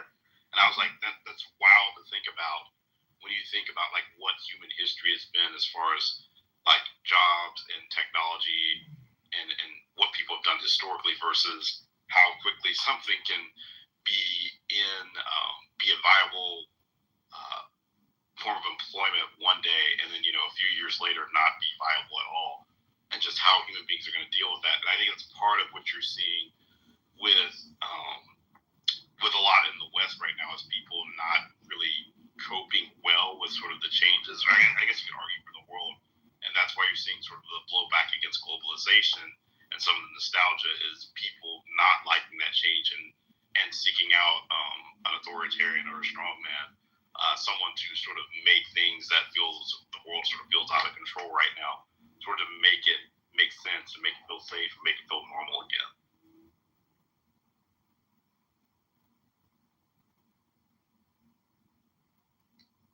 Yeah, I don't know how you kind of square this this desire for comfort and what we know with things inevitably changing. I mean, I think of it a lot, this whole conversation about manufacturing, right? And the whole world fighting about who should manufacture where. Whatever this stat is, I know I'm always off by a little bit, but it's like 75% of people think America should have more manufacturing. 65% or something like that think it would cause a benefit for them. Something like 6% or less of people work in manufacturing, and only 2% of people that don't would like a job in manufacturing and think they'd be better off with one. So it's very weird that nobody thinks they should go into manufacturing or wants to, but everybody thinks somebody else should, and they would be better off, and we all would be better off if they do. And I think that's that. I'm caught between a couple different mindsets. If they think they're going to get a benefit, but they don't want to do it. It's kind of like, most people would like some sort of safety provided for them, but they don't want to be the one enforcing safety in their communities. And it's kind of like that line, but also I wonder if it's just that people feel like they understand this. Like they feel like they get this and they want this and they feel like this should be happening. I wonder what's going to happen with, technological change. I mean, if you look at, I had a historian friend once tell me, if you look at the way people lived in 1200 and the way people lived in 1500, most of the change just came from weather. like the way of life didn't change. They weren't farming in drastically different ways.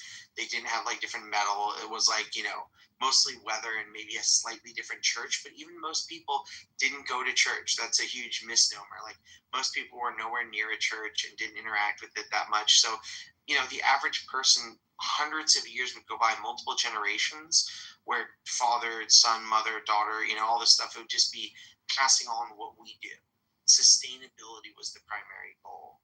And then it's kind of funny because I don't think we talk about this part about technology because we're so deep in it. We can't, it feels that kind of realist mentality, like this is just the way it is. But technology really, once it starts advancing, rapidly changes itself and advance our society. That's like you have to try and strap on. Like you better grab on for dear life and try and survive because it's going to push forward. But I think part of this, like, things advancing and pushing forward is that change is so rapid, like you said. Like, if you look at how people lived in the 50s versus now, it's very different. But if I look within my lifetime, like the 80s versus now, like something as stupid as but profoundly significant. Like I was trying to explain what a payphone was to somebody. And, you start feeling like this old, I'm thinking, God, this is how my parents, my grandparents felt. But like my great-great-grandparents wouldn't have had anything like that to say. It's like we had roads, we had streets, you were a farmer, you were a carpenter, and we learned the same skill sets. And so with this kind of rapid change within your lifetime, you can see societies completely reorient. And I think that must do something to our sense of stability and grounding and just everything that, within my own lifetime, like the way life is now to when I was a kid has completely changed.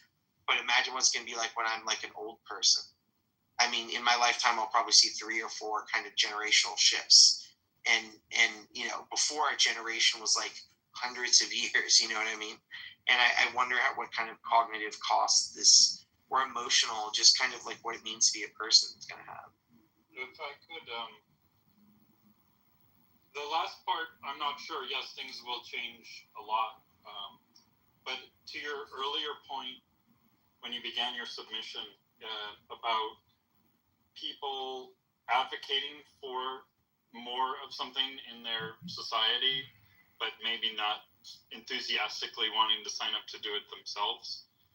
I mean, I may be a contrarian because I'm willing to sign up for some difficult or dirty jobs if the salary was compensatory with my other roles, let's say. But I think I just wanted to steelman being able to both advocate for more of something in your without necessarily wanting to do it. You mentioned sort of security. I think, yeah, obviously, like people want, especially women, for instance, may want more police, may want more trash men if they live somewhere that's dirty, but just might physically not feel like they're as specialized or advantageous for a role, that they still want more of that service or product or part of the economy in their society. And I think manufacturing specifically, to me, the biggest argument is a national security one, much more than is this my passion in life to work in a factory, work in a steel factory or something.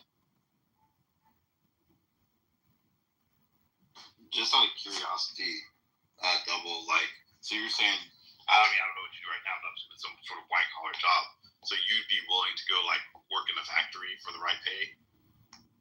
Yeah, for like, $250,000 a year, I'd do some hard factory job for sure. Oh, okay. And I would do it enthusiastically, and I would also, I'm a tech pro basically, so I would want to push automation and high tech, aspects of that as much as I possibly could. See, that's the paradox right there, Joe, right? Is that so many people are like, if factory jobs paid as much as some of the most, like the top 1% of incomes, I would do it.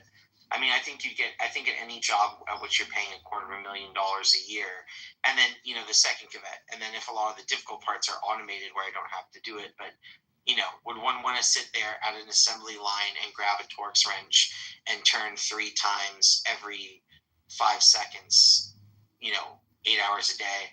Let alone, like, if we look at internationally, would you do that for $250,000? Would you do that 6 days a week for 9 hours a day? Sit there with a wrench in hand and turn it. You have $250,000 and you have 1 day off a week to go enjoy that $250,000. A lot of people all of a sudden start to say, well, no, and it starts to become. I don't know. I think this is that thing again about identities, right? Like, there's this image of, I would be willing to do this if everything changed. I would be willing to have this identity, or I wonder how this affects people in terms of, talking about tolerance as well, right? I would completely tolerate that because obviously Double's not like I'm lining up to be at a factory. I mean, if they let me do it for $35,000, I'd be tempted because it's such great work. What I'm hearing is I would suffer through this. I am not above that. They just need to pay me like the top 1% of all salaries because I'm a tech bro and I am entitled to $250,000. And I think this is what happens when, we think of tolerance just about people, but it's like, what in our life is a tolerable situation? So no, I mean, look, if I didn't have other options right now, like, if all of the tech jobs went away, if I had no possibility of starting a business, that I'd be happy to work for $30,000 a year to support my family and turn a wrench for 9 hours a day, right? It's not about that. You asked me specifically if I would do it. I'm just saying, yes, I would do it, and these are my current other opportunities. But if you remove those other opportunities, I would happily do it for far less. Well, I was gonna say, I think you bring up a good point, Brian, because really two things there. Like, we saw sort of this dynamic when it came to work from home, and we still sort of see it. Like, at my company, I was looking at a job, and I was talking to the manager about the job, and she was saying she was saying she got like 15 applicants that were super qualified for this job, and she was having a hard time narrowing it down. And she was saying it was because it was a fully remote job. And, like, that's sort of the thing that that one of my managers was asking me about was when they were talking about talent development. They were like, would you rather, if you had to choose, like, take a like less of a promotion for like a fully remote job? And I was kind of like, well, I make pretty good money. Like, being remote is pretty convenient, saves a lot of time, gives a lot of flexibility. And I was like, like, if it was, unless it was just a job I had to do, I would probably be like, no, I'm pretty comfortable where I am versus, where people were before the pandemic. And that was sort of, I've seen posts about this where someone was like, no, I don't want to have to travel as much. I would take less of a job and like be able to enjoy, my family more. All of those things. So I think we go back to the idea of sort of looking at manufacturing of what it was. I think there's just an element of nostalgia versus people fully understanding what you're signing up for. Now, granted, if manufacturing does come back, it's in any sort of meaningful way, it will not be anything like what people were even historically expecting. It'll be a lot more high tech. I've been in some high tech facilities. There are a lot more robots. It's a lot safer. A lot of them are climate controlled. So it's not like the old assembly lines of the days where, like, I remember I had a manager who told me, I think he graduated from college in like the 80s. So he actually dropped out initially. And his family was from Detroit. And he moved back to Detroit to start working on the assembly line. And he literally said, like, the thing that made the light go off for him of, hey, he didn't want to go and do this anymore was he was screwing in something on the assembly line, and he like cut himself or hurt his hand, and he waved his hand to the manager to say, hey, stop, I've hurt myself. And the manager's like, okay, we'll come see about it. Just keep going. And he was like, oh, like, it's not a situation where if like I get an injury, they're just gonna stop the line and like check on me. Like, I'm gonna be expected to kind of just suck it up. So that was sort of his realization of, no, like, I'm literally gonna go back to school. So he literally like took his last paycheck from there, like that week later, and went and enrolled back in school and graduated and got his degree. So I misconceptions around it. And I think people sort of miss the trade-offs and sort of what you get in a more service-based economy. I think it's great. I mean, look, if we could just have only service-based and be guaranteed there were no threats ever to our supply chains or any of the stuff that we want in our lives, of course, like if we basically get almost a free lunch on manufacturing, that'd be great. I just think we're putting our future at great risk if we don't keep it domestic or near shore at least. Like, you can manufacture a lot in Mexico, for instance, but I think that's fine.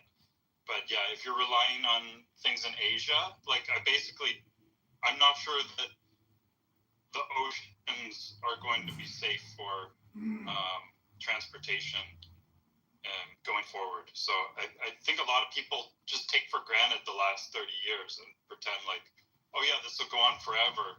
We'll never be at war. We'll never have a problem sailing the oceans like safely and everything. And that is a very strong assumption that I think is very foolish.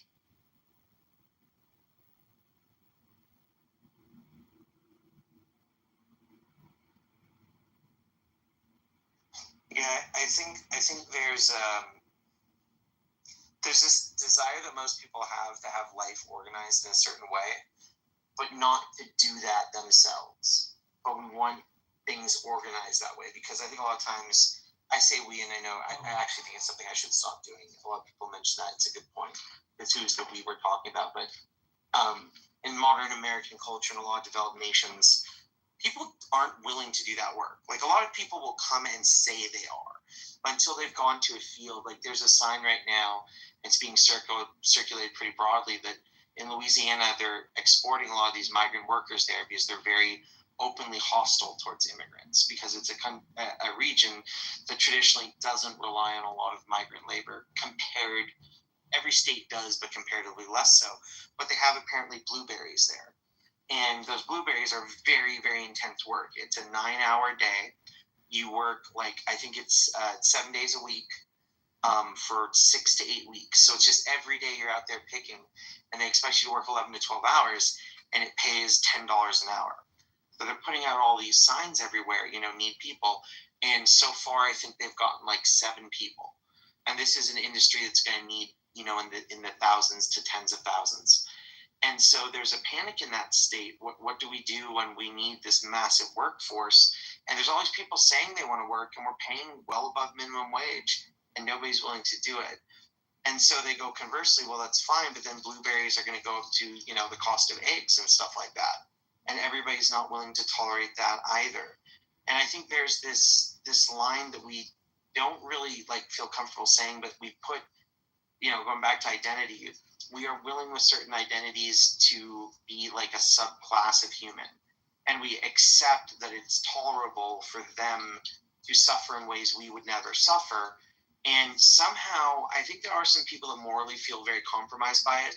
But I think there's a lot of others that just don't care, or even what I think is actually more perverse is they have accepted a kind of morality where that's actually just and virtuous. And I think that I actually see a lot of hypocrisy broadly because you hear all this about we can make this work. And usually what happens is when people change this, it just collapses because we will not tolerate broadly somebody taking more money from us than we want.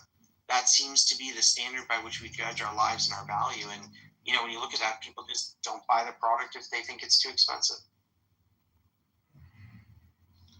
I'm curious what inspired you. I think there's truth to what you're saying, at least among broad swathes of, let's say, the American population. But I'm curious, was there something particular that inspired you when you saw this disconnect? To whatever extent it does describe me, I can tell you that at least consciously I tried to not think that way. Like I said, I yearn for doing more hard work, work with my hands.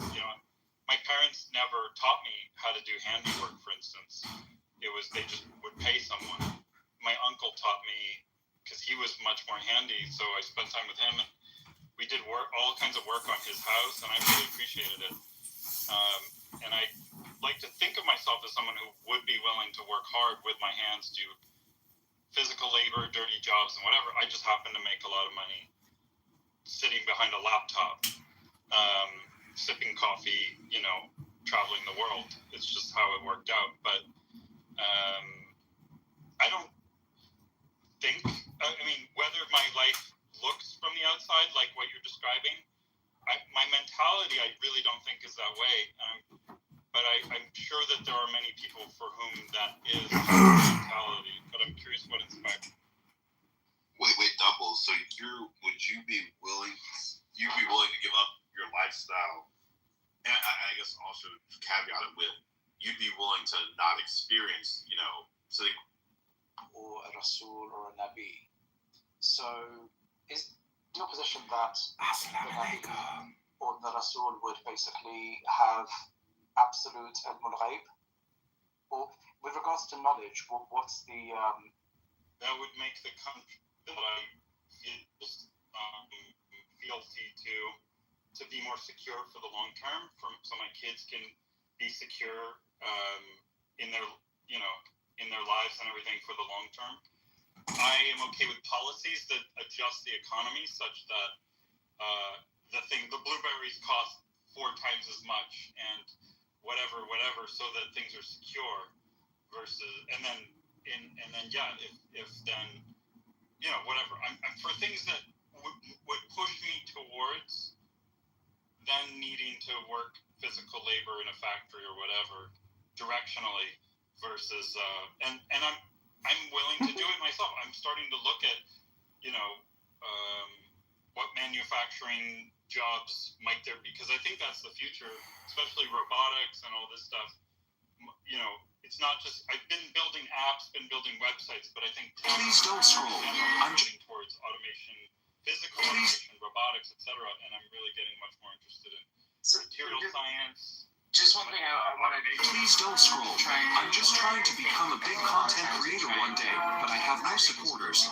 So if you have the chance. Broad, but to just for the people that are coming in, 3 or 4 times in the last couple of days, the paradox. One was in Steve's room. Yeah, I think they expected 85, 15%. We're either struggling with the paradox of intolerance. This week only, all Domino's mini price pizzas are 50% off when you order online. That's right, all of them. Pizza. What ends up Welcome to Soapbox Interview from Sat Media. I'm Matt Pizza, and today I'm here. I don't like this group of people. I'm going to kill them. And joining us now is Illinois Republican co-chair Aaron Del Mar. People, I have to. All Republicans in Illinois were given an opportunity to join the Illinois. Joining us live on set is the Palatine Township Republican. Nazism and fascism. The most intolerant group of society. So instead to have this kind of organized structure, we need to say no. These are our boundaries. And we don't cross them. We are here at the April 21st Republican Cook County GOP event, and so they're only letting committee people into the event to watch Aaron Del Mar there get the inaugural privilege to show it. But this is in the celebration room in Moretti's. This is Jefferson Park News. Physics and in society, etc. This is Jefferson Park News. So they're not letting the public into the cause and us are defined, and these two things kind of play with each other, right? Because if there's an argument going on right now in the Supreme Court about whether parents should be able to opt out of their children learning about different people, and that their children should be taught to accept them. So the idea is that the parents are intolerant of this. They're intolerant of an educational system, and they expect the school systems are not tolerating doing all this extra work and accommodation to allow for a child and parent to not like what's being taught, so their kid gets special treatment compared to other kids if they choose. And so it's the line of what sort of intolerance should we accept, what makes a better society. And I think what's happening more and more is that we try and say there are things that are immutable. It's like there's a law or there's a rule or there's something we can always follow. So I think I was just thinking of those two and their intersection and watching different rooms on Clubhouse, which always pop up, and think of how these play, and this is the room where, for people that are more into the poetry side or the storytelling or anything else, we're open to that. But one thing I want to avoid, one thing that I'm intolerant of in this space is as a debate coach, no bad debate here. If you want to do good debate, we can't even do it. We don't have judges at times, so I like to keep it discussing.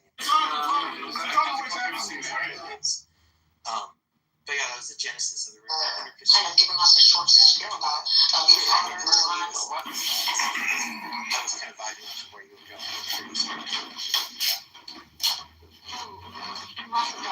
Before that, it reminded me of something I learned recently. There was a study, and I think this then applies to all humans, but there's,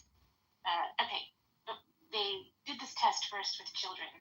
You ask the child to help in one control group, and in the other group, they asked them about being a helper. And most of the kids, 4 times more Civically, religious experiences will always omit something and fail to reach completely adequate conclusions. Would tell me to F off to them, and it would not work. You give me autonomy, I will opt to help before you even ask me, but don't use language like helper. So this was fascinating to me. I do think that there is something inherent to how we understand ourselves and how we interact. However, I think that the ideas of identity have been weaponized, amplified, and divided, which makes it harder to have conversations about these things. But I have been toying with a thought experiment, which I tried to convey in the class, about, I read a paper on these that talked about how C-suite individuals or anyone with significant kinds of power experiences a kind of quote-unquote brain damage. What happens is that as you climb the ladder, the skills required to do that, empathy, compassion, collaboration, etc., you no longer need those same skills at the top. So those connections in your brain begin to atrophy. You create new connections for the new skills that you need to acquire, but you create this kind of brain damage that is reversible, right? And this is fascinating, but I also thought, okay, well, now we've got potential problems with respect to systems, how humans operate. How do you account for that?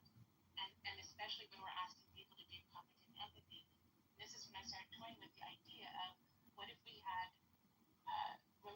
job rotations, and it would have to be figured out some fancy way, but maybe AI or whatever, of creating a dynamic where someone does menial labor and some form of an esteemed position, so that they can swap between them and not have their brains solidify in this one way. But also, in swapping back and forth over a period of time, however long that might be, you get a different perspective. You invest in yourself to be a good leader, but on the top, you understand those beneath you, right? And you understand the problems that are there. And then as you switch back and forth, then you can create a different way of existing for yourself, but also invest in the collective, invest in the culture of that company or the culture on the whole, and develop new patterns. However, because a lot of times status and reputation are so important, and we define those in so many different ways, that if you did something like this, it immediately dissolves those social hierarchies. If you identify yourself according to the acronym after your name, how much money you make, the job title you hold, if you see yourself as better because you are an astrophysicist versus a garbage collector, but if you do both of those things, then who you are is more about your character and substance than these outside external ideas. And it would be a radical shift, but I also can see utility, but also positive. And by the way, welcome, Glenn, Aria, Miss Nancy, I invite you up to the stage. Feel free to come up. There's others I don't know yet as well, so feel free to come on up. Yeah, Christina, I actually like this. I think a lot of work takes a lot of specialization and understanding, and it would be very hard. Not saying impossible, it should be done. It would be hard to figure out exactly what that line would be. And I think it would make people reevaluate what they prioritize in their life and who controls it. And, I think a lot of times people are like, just give it to AI, because there's no problems with that. It will be completely fair and balanced. And of course, I say that as a joke, because it's just not true. But conversely, I think a lot of times it's about leadership. So I actually think a lot of times I'll mention that, I think there are deep problems with democracy. And so people often think I'm part of this rising, trying to fascist authoritarianism that's popping up everywhere. But I'm kind of the opposite. I'm a big fan of autocracy. I think there's something about the type of person that runs for power and gets those upper echelons and starts to ascend. And I think that they get addicted to it. They have to live their life in a certain way. I mean, just the routine of I wake up every morning, I fundraise for X number of hours. I must go to X number of charity balls. I don't go to regular restaurants anymore. In fact, I usually have drivers and people that take care of me, and I have assistants. And, if my kid needs something, I send out the person to get it for me. That changes how you live so much that sometimes I almost feel like there's a line between when I work with people like this, it would feel like they were a different species. You don't live the way I do. You don't work and clean and maintain a household or something like that. You have a colony around you that provides for you. You're your own economy and ecosystem in a way I'm just not. And I think I would rather, more than I really want people to do different jobs. I wish we had leaders like that. The leaders were selected at random from different class, as long as they're capable in some very basic, standardized way. We could just judge character, aptitude, maybe capability a little bit, and then say, hey, let's draw our leaders at random so we don't get this other class of people. And then they serve for a while and go back to their normal lives. I think, when you talk to presidents, that famous line of, how much can this really cost? So that joke for Arrested Development, what can a banana really cost, Michael? More than $1,000? I don't think so. Just the divorced from reality. And then we get leaders like Trump and others going oh, well, eggs are only $1 or $2. Go to a grocery store. We can all live and feel this every single day. But they can say that because they don't know. They're getting reports. They don't have that groundedness. I remember the other day one trying to describe pumping gas. There's a whole class of people that are in politics that have almost never pumped gas in their entire life. They've just never pumped a gas tank. They don't know how it works, how you pay, how you interact. How can we expect them to know what we need if their lives are so different from ours? Miss Vicky, Mama, go. Yes, that's both of you are making such valid points that if you don't read and don't study, you won't think about. Christina, that just opened up my mind for some, wow, you just took me there. Yes, how can you understand something that you never experienced? And then what did your brain do? I think you said it started to solidify away from empathy, away from, you don't need those survival skills. You don't need anything. You get anything you want. You don't have to think. You don't have to feel. You don't have to do anything. But just do whatever you want to do.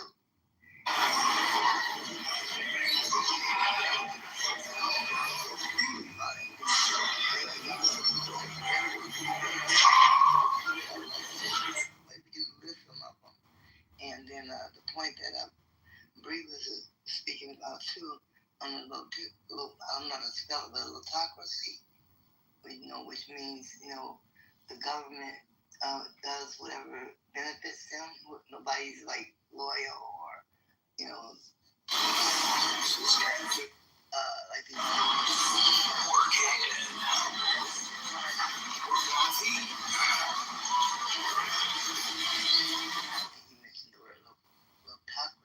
I don't know how to spell, but I think it's an interesting word. Thank y'all so much for that insight. Yeah, I've always wanted to do a room like this on Clubhouse. There used to be some like this, but I think a really good thought exercise when you're criticizing something. Excuse me, I took a bite of food there. I think a really good thought exercise is to say, what would this look like in an ideal world? So if we had a perfect world, okay, you're criticizing how government works, how society works, how some sort of norm works, how power works. What would the ideal be? And I think, I've sat down and really sitting down and taking the time to say, what would an ideal government be? What would an ideal society be, an ideal economy? Because usually what we just do is we listen to what somebody else has said. And I think I was talking about this earlier. It's just part of my identity, my character, that I really try not to lump myself in with groups I don't fully agree with. So I've never seen a government that I'm like, yes, that embraces all the ideas I want. I think they're absolutely all flawed. but I think often, I think back to like what type of a society would I want. When I did that, I really felt like a society that forces people into leadership who are capable and then tries to raise its citizenship where they are capable and they can, anybody could step up and be a leader. That's the type of society I'd want to live in. That it was taking serious every child so that they had the capabilities where they could, or at least have that opportunity where they could come to power and try and lead things. And the second level that I really thought about it was like, I think one of the problems with democracy, fascism, any sort of authoritarian oligarchy, rule, is that you end up with the people that want to be in power. And a couple, prominent Greek philosophers, I think not the least of which is Aristotle, there's this famous line, those that deserve power seek it the least, and those that desire power the most are least deserving. And so I think we're caught right now in this kind of, eternal struggle of having these corrupt leaders almost everywhere, constantly. And why is this? Like, most teachers I know aren't that corrupt. Most doctors I know aren't that corrupt. How is it that every freaking politician, it feels like, every other one is ending up in jail with all this corruption? And that's because the systems around them encourage that corruption, right? It's not an unnatural response. They're doing something predictable given the nature of the systems around them. And I feel like the only way of really addressing this sort of thing seriously is trying to change the systems at the heart. And I think one of the things they all have in common is they're letting the people that want power the most go after it. And the idea is, it's this very social Darwinistic idea of, the people that seek power, those are going to be the best people. And the ones that are desperate for it and will do anything to get it, that's the skill we want from a leader. And I think we've gotten the world we deserve from that. And I think you're going to have a different mentality if you're going to try and deal with that. It's just, we can't keep doing the same thing and expecting a different result and then being mad about it. Yeah, that's called lunacy. But like, there's no perfect, Garden of Eden. But this is what we're supposed to work towards. But you can't work towards, living in a peaceful world that everybody gets along when you still have people that have and have not. There has to be a medium where people at least have what they need, and they can at least live a humble life without starving and undignified and scrabbling for just a crumb of bread. I mean, you have to have something that they can hold on to. And people just have taken the land. Nobody, was allowed to own land in certain places. Only the government. And it's done this way, for a reason, even here, but it's done in more that way that you really can't see it as much as you can in some countries. But you can't own land. And here in the States, you can't own water. If water runs under someone's land, and that water could sprout up in a well, and it's going under somebody else's land, there's going to be a big fight, a big controversy about it. So people gotta be able to own something, to be able to put a stake down that something belongs to them, and not everything belongs to the government or the oligarchies and higher ups. I think that's an interesting point because identity extends so far that we create identity around objects, and we I actually haven't thought of this before, but I suppose ownership is a form of identity, right? Like, I'm now saying that this thing exists, but it only exists subject to my rule, and now its identity is defined by my control and not yours, right? So it goes back to that identity so often being about another. And it does seem like there's some essential way of as long as we're having some sort of private ownership on property, it's really saying the identity of this object, thing, concept, whatever, it's now intrinsically linked to me and can't be separated. So maybe these same problems of identity start to play back into ownership. And again, what will we tolerate on who owns the thing and can have? It's like they keep moving the goalposts when the port gets close, then they move the goalposts. When the port gets a little closer, then they move the goalposts. Then they move the goalposts. Well, you owe this because you borrowed this. Then you can never stop paying me for that because now, it's like it's never enough. You have to let people have a way to be comfortable. Even if you live in humility, they still have to have the things that they need. And that's what the point is. And if you own something and my water can't cross your land because you can't own it because water is coming from my land, or if a bird drops a seed of your crop over my crop, now I'm growing your crop. I mean, it just gets to be where we're supposed to be stewards of this land, of this country, of this earth.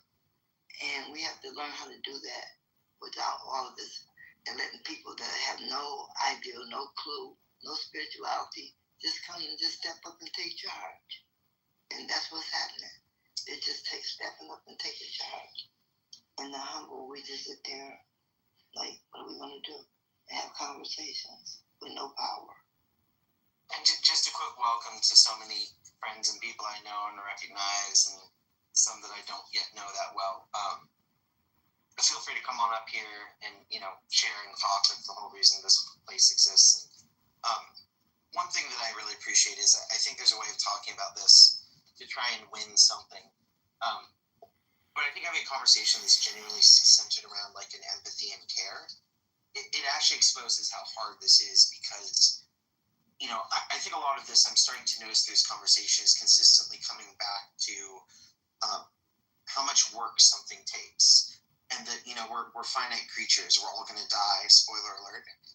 And, given that we only have so much time and energy and only so much life, how much work are we willing to do to have this kind of nuanced, fully fledged out world where everybody's getting their needs met and at the same time they're not rigid in their identities and we can understand and we're tolerating just the right things but not too much. It's hard. It's like legitimately hard. It's not just a hard problem that you can dissolve simply. And so I think that makes some people want to run from the problem. Like solving the problem is avoiding it. I don't know. I mean, I think sometimes it's almost an act of cowardice that we want a quick and easy answer. I think most of these things don't have that. At least that's been my experience in life. And I think sometimes we're, for the sake of quick and easy, we'll take something that actually makes our life worse, which is, it feels like a paradox in and of itself. Christine, I saw you jump in. Yeah, and in attempting to understand everything that's happening in the world, more specifically in the U.S. and so on, I have been exploring the topic of cognitive empathy. I remember reading a study some years ago that said those who have a preference for hierarchies have reduced cognitive empathy, and this got me down a path. Well, then how do we? I don't think you can make people do anything, right? And I started really exploring cognitive empathy because there's usually a judgment that comes from even the title of that study, right? But when I started to explore the idea of cognitive empathy, there usually is a selfish component, because the ones who prefer social hierarchies, for example, if they do cognitive empathy, it dissolves the hierarchy. Because they have to maintain the hierarchy to maintain the status and reputation, right?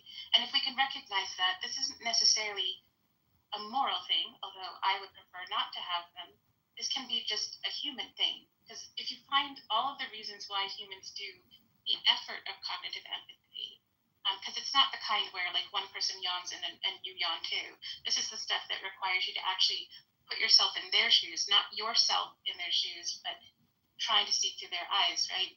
That requires a lot of effort and a lot of work.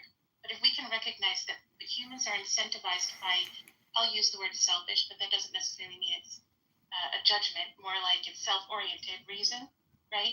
Then we can recognize, okay, well then how do we plug into each of those, almost social engineering, like figuring out, okay, if this is the motivation, and we recognize the need for cognitive empathy, then how do we provide the motivation for this person who's going to have this kind of motivation to do it, and this other kind, right? Rather than it becoming, because I don't know that there is such a thing as an altruistic cognitive empathy, right? I think we all have ideas of who we are, reasons why we do it, but it's not necessarily altruistic. It comes back to us. And if we can recognize that, then it doesn't have to be this impossible puzzle or thing, right? We can sort of systemize it. It's going to be complex because humans are complex. And I think there's potential depedestalizing empathy, but also using it to be able to create something different. I think it boils down also to like who's willing to. I had a lot of things to do today. Universal law, man's law. There's got to be a meeting of universal law and man's law, and that is what's missing. Man's law is avoiding the responsibility of the universal law, but they want to tax the people that don't obey their laws, to the hilt, where we end up with nothing, have no way to defend ourselves or even, make ends meet.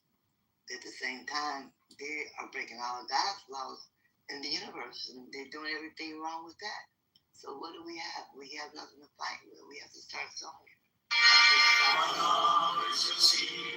Universal laws first and foremost. I mean, Mama, I think I've only heard one piece of poetry, and I mentioned how I struggle with poetry and lyrics, but you have the power to move people, to make them feel something. And for some people, that is the on-ramp to doing the cognitive empathy. You don't know necessarily who it is or what's going to fit their specific lock, but you have something that can do that. Well, do I know what it is? Thank you. I appreciate it. I have to be conscious of it now. Start paying attention to what I'm saying. Sometimes it just comes from inspiration, like you and Bria have inspired today. I was even thinking about, just to be around people that elevate your thoughts. That's so great. Just even have your thoughts elevated. Because I always thought and wondered how. I never could understand. Most people cannot.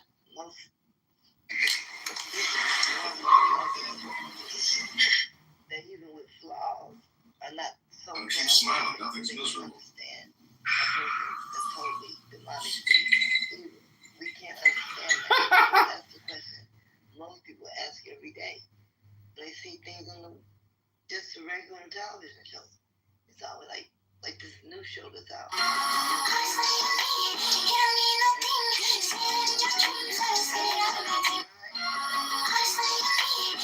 Daily fix of crime today. I mean, what is this? I'm like, just like the things that's being presented to us, and the things that's being taken away that we needed, we don't have. The things being presented, we don't need. So it's just, we got to get back to balance and basics. Speaking of poets, Juan, what's up? It's good to be on stage with y'all, as always. This is breaking news, IllinoisRecord.com. List of rumored 2026 Illinois Republican. Speaking of poets, I do think poets and poetry is the key to understanding relationality or challenging relationality. And in the comment section, I posted one of my favorite articles from Stanford Encyclopedia that was talking about Plato, rhetoric, and the philosopher versus poets. And in it talks about Plato, particularly with like Homer, right? So like before the establishment of the Republic, or before the establishment of politics, is nothing but the Greek word for police or something like that. That just means city-state. Before that, the way people related to each other was with the narrative they told each other about their gods or their deities. Be it because me and you both belong to the house of Hercules, or because me and you both belong to the house of Dionysus, right? And what tied us together is not necessarily a political body or our relationship to a particular geographic location.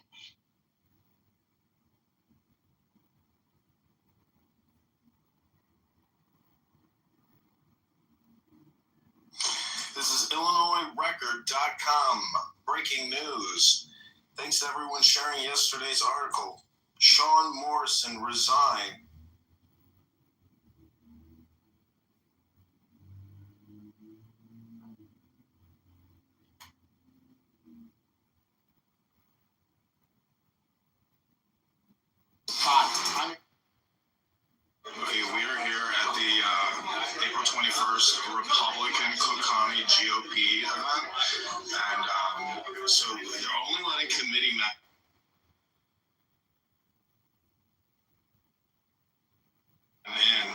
people in to the event to watch Aaron Del Mar.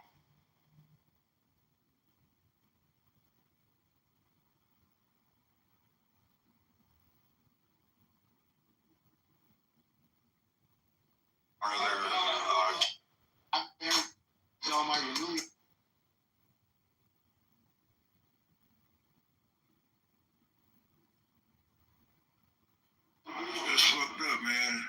Right?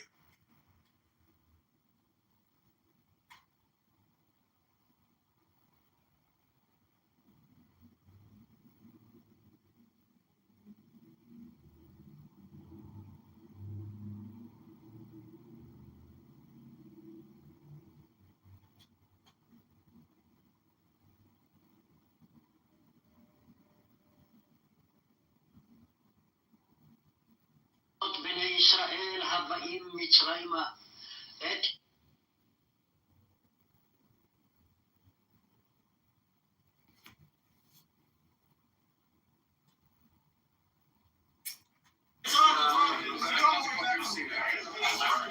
I'm not a committee member, but can I come in and watch it?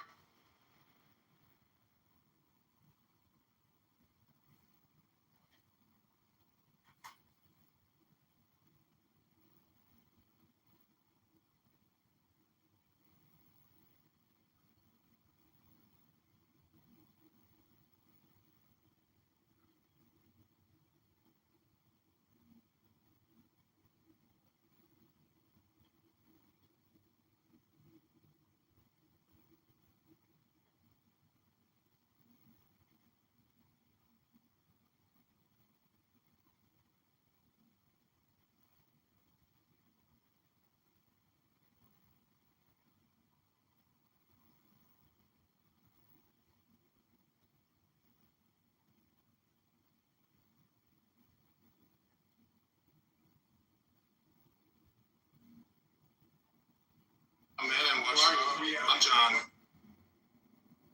I'm in and watch it. Kind of giving us a short spiel about the economy. I'm in and watch it.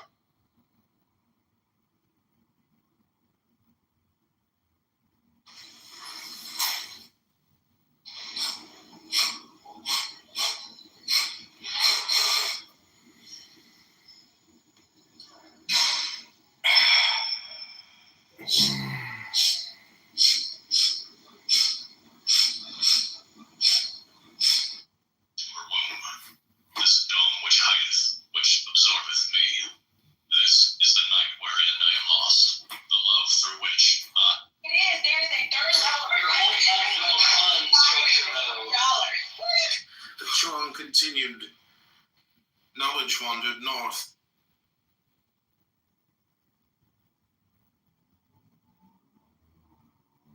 Listen to all these rooms. All these debate rooms are just roast rooms. Yeah. Some of the funniest shit comes out.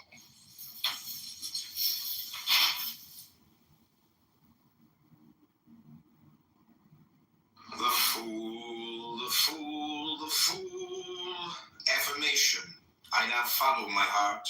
I am open and ready to go wherever it may lead me. The sun symbolizes the creative and transformatory powers released by the melting basic sexual energy. What is the tiger of fear for you? How do you imagine the courageous leap into the new? What does it look like? Where does your heart call you to go? You are ready for a new beginning, perhaps even a quantum leap. Give in, dare to leap, even if fear attempts to hold you back. Trust the voice from within your heart. The fool holds a cup with a basic.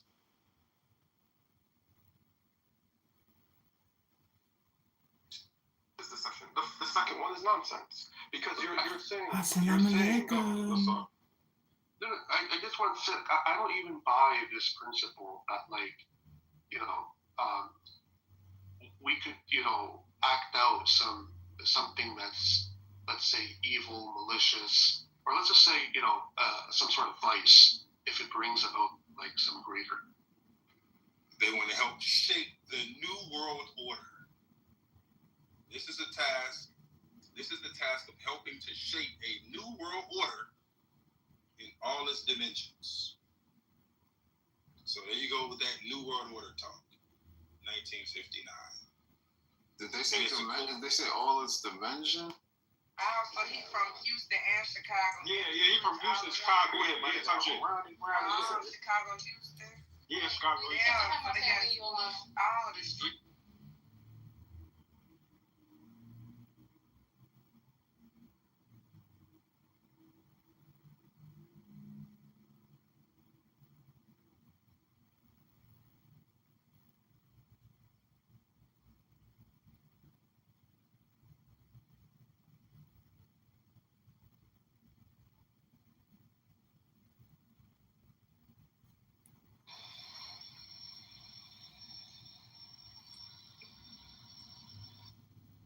Because I think I'm gonna have this problem with everybody. Yeah. You know. I don't even own. How is it possible? You understand? Me, I just mind my business. You know, I keep it pushing because I listen to my intuition. And when them spirits start popping them shits in my ear, baby. You even blink the fucking eye. She's a chief. Yeah. Yeah, So, I think so this what I'm was. saying is really hard Yeah. to let go unless Into black people's dreams and then instigate problems, just like a true. No. I go in there just because they have the most dominant American rooms. And so I go in there expected to be treated just like an American. And they'll just be like, get out of here, white boy, and then kick you. And then sometimes they're like, you can kiss my big black dick, motherfucker. You know, Please don't scroll. I'm just trying to become a big content creator one day, but I have no treat black people like that. We're not like day, but I have get out of here. day, but I Treat everyone with respect. So they're different, and then they tend to talk about their color and what white people have done. And I tell them, I'm like, okay, or Indian people, or Mexican guys. They don't care how you feel. There's Russian people, and how you there's Italians, there's the whole fucking world out there, and you blame white people. It's like, come on. Like the richest person of, in the Midwest is like Michael Jordan. I grew up with, him, watching him in Chicago. We don't, people in the U.S. that are successful, they don't make excuses. Why?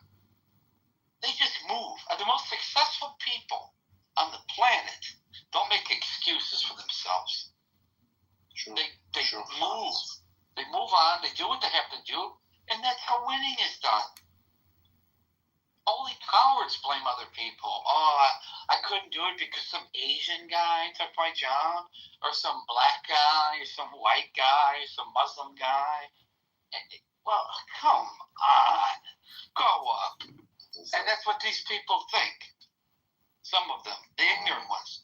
And they never learn. They'll even go to prison and blame white people for their decisions to sell drugs or shoot some other guy in the head for no reason. They're like 12 o'clock so kids can see it when they're like 2 years old. And we got gangs that have 55,000 members in Chicago. All black. And they want to blame white people for the formation of what? A gang?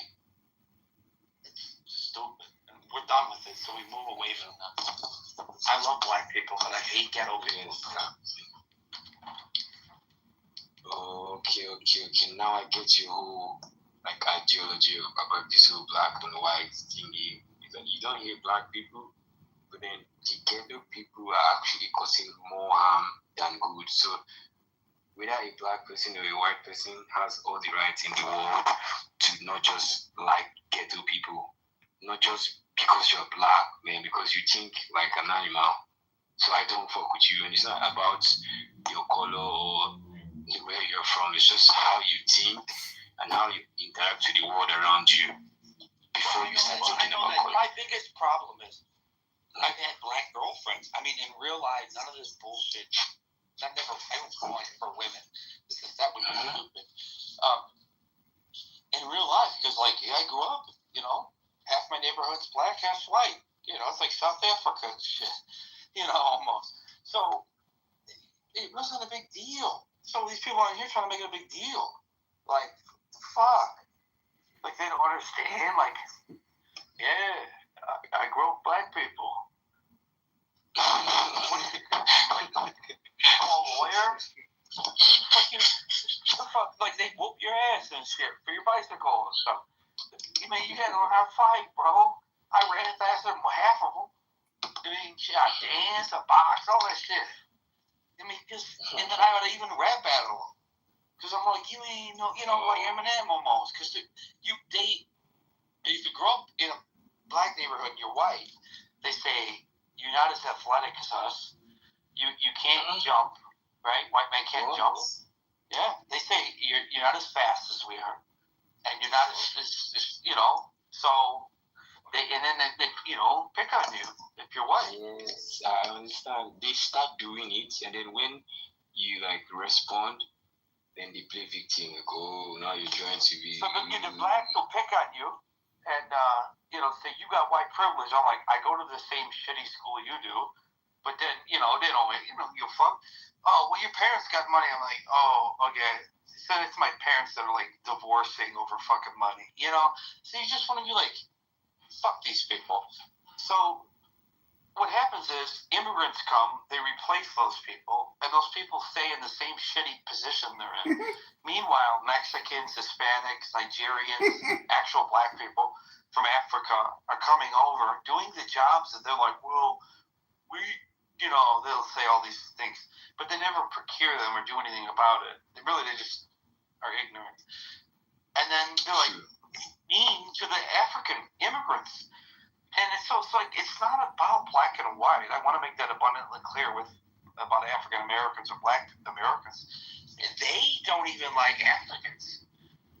They see that as a threat because those men, you know, take care of their families more, generally speaking, and are more religious and whatever. And they commit less crime. And they have real family values. And then they blame white people. And they say, well, you guys, you made us slaves. I'm like, no, actually, people in Africa sold you to slave traders, you know, to a bunch of ignorant rednecks from the South. But anyway, don't let them define you. It's like letting the Jews define the whole bad thing about the Holocaust. They're still around fucking with banks.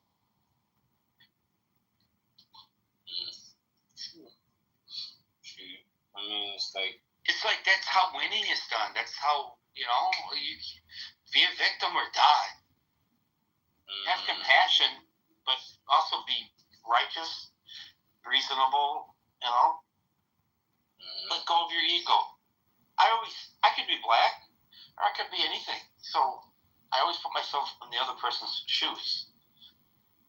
Yeah, that's why I actually to just hear your own opinion, because, you know, like, I was just there trying to know what's going on, like trying to balance things. You know, like this guy doesn't sound crazy, like he knows what he's saying. So. In real life, I really do get along with people better than on this app. I can tell. Like, I can tell a lot already. So, even more than the person that's complaining. Ooh, Superman, what's up, dog? What's up, bro? Alhamdulillah. So, they say Nigeria is the best. Hey, what's up? Hey, Jacob. How you?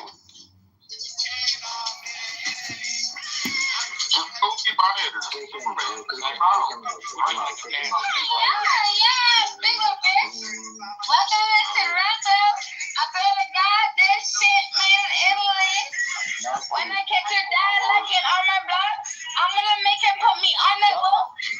You're hella god. I'm getting on that wheel. Who you trying to shut up, bitch? Does it dick in your mouth or what? Hey. I'm a biter, my nigga. I'm a biter. I'm a biter. I bite everything. You know how you bite corn? You eat corn, that's how I bite shit, bitch. Get the fuck out of here with this shit. Put your dick in your mouth and you're on I told you. Your mother teach you how to talk I'm like not that? trying to get a next spelling, bitch. That's right. Alright. Cool. Sounds educated. I love me some big You're lies. gonna cure cancer over here. I'm about to punch dick in. I'm about to fly it up. All right, cool. Go mate and have kids and stuff. Jake, what's wrong with you? I'm just pissed off. What's wrong? I don't know. Not at anybody here. It's my birthday. Is it? My You're the one birthday. celebrating with us right now, big. I'm trying to turn up with you. Man. Are you dumb? I've been telling my birthday off. No, don't do that. My party's on the 26th. My friends have jobs. So You guys, I bust my lip though. Why do you guys do that? My party's on the 26th. There's no reason for that. All right. Yeah. No, you guys making me hit my phone. My phone just hit my lip.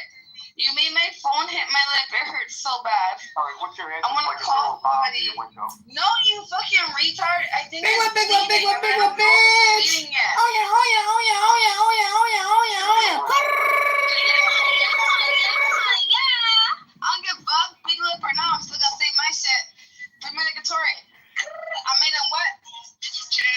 Made in Italy, big love. Oh yeah. Premedicatory, made in Italy. Big love, bitch. Big one, big one, big one, big one, big one, big one, bitch. Rejoy, rejoy, rejoy, rejoy. Oh yeah, oh yeah, oh yeah, oh yeah, oh yeah, oh yeah, oh yeah, oh yeah, oh yeah, yeah. I have to fart. It's my birthday. If I have to fart, I'm gonna fart, bitch. Take the left in the bar, bitch. Say you want a bitch, nigga with a bitch, nigga. On me, right? You know, Chad's been helping as well. Gray comes in here. Blue Knight comes in because he's trying to make sure that the podcast does well. We are, you know, Nelson, Cindy, everyone, you know, Divine, we have Lauren, you just keep naming everyone. I can go down the list. J-Lo, Danielle, Mariana, Jonathan, Jazzy, a whole bunch of people. Just come in every night. A whole bunch of come in every night. Come in every night. Yeah, mute your mic. Okay, don't do that. Don't do that. Just because I talk doesn't mean you talk. So let's just figure that there has to be hierarchy here to keep this thing in order. All right. So with that being said, they do a great job. All right, they do a great job every night coming in to make sure that you guys get the information, that you guys are entertained, and you guys leave out of here with other perspective. You know. So with that being said, guys, if you haven't done it yet, make sure up on either platform, whether it's CH or whether it's not, it's not just CH. If you're on CH or Chatter, make sure you guys just download the podcast. So with that, let's jump back into it, man. Because, guys, listen to me. $10 million. For this man to offer $10 million, $10 million. I mean, you can get a hell of a defense team for what, 1.5, and then for him to offer 10 mil, there's something there. Unless he just didn't want to mess up the bag for that $100 million deal for the podcast. I try to find the status of that podcast deal. I don't know what the status is of that podcast deal. So, you know, I just think that when you look at this, the playbook is out there. You know, you watch it happen to people that it should happen to, like the Diddy's and R. Kelly's and the Weinsteins, you know, and everyone else. And then you see it happen to people that it shouldn't happen to, you know. And based on what the evidence is thus far, please note that, like the Jay-Z's and others that have gone through this.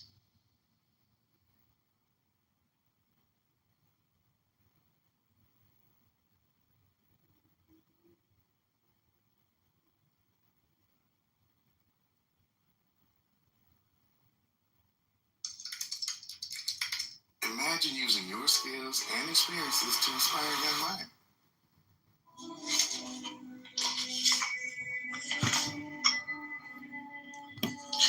Eternal companion, help us pour out our hearts to you, honestly and sincerely.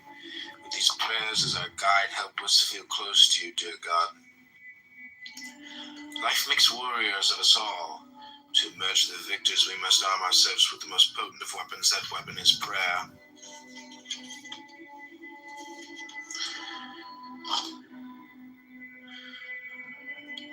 Actions, no place too far. First tell me this, is there some secluded spot in the vicinity where I can go to pray? Congressman asked. He had just arrived in Breslov, the town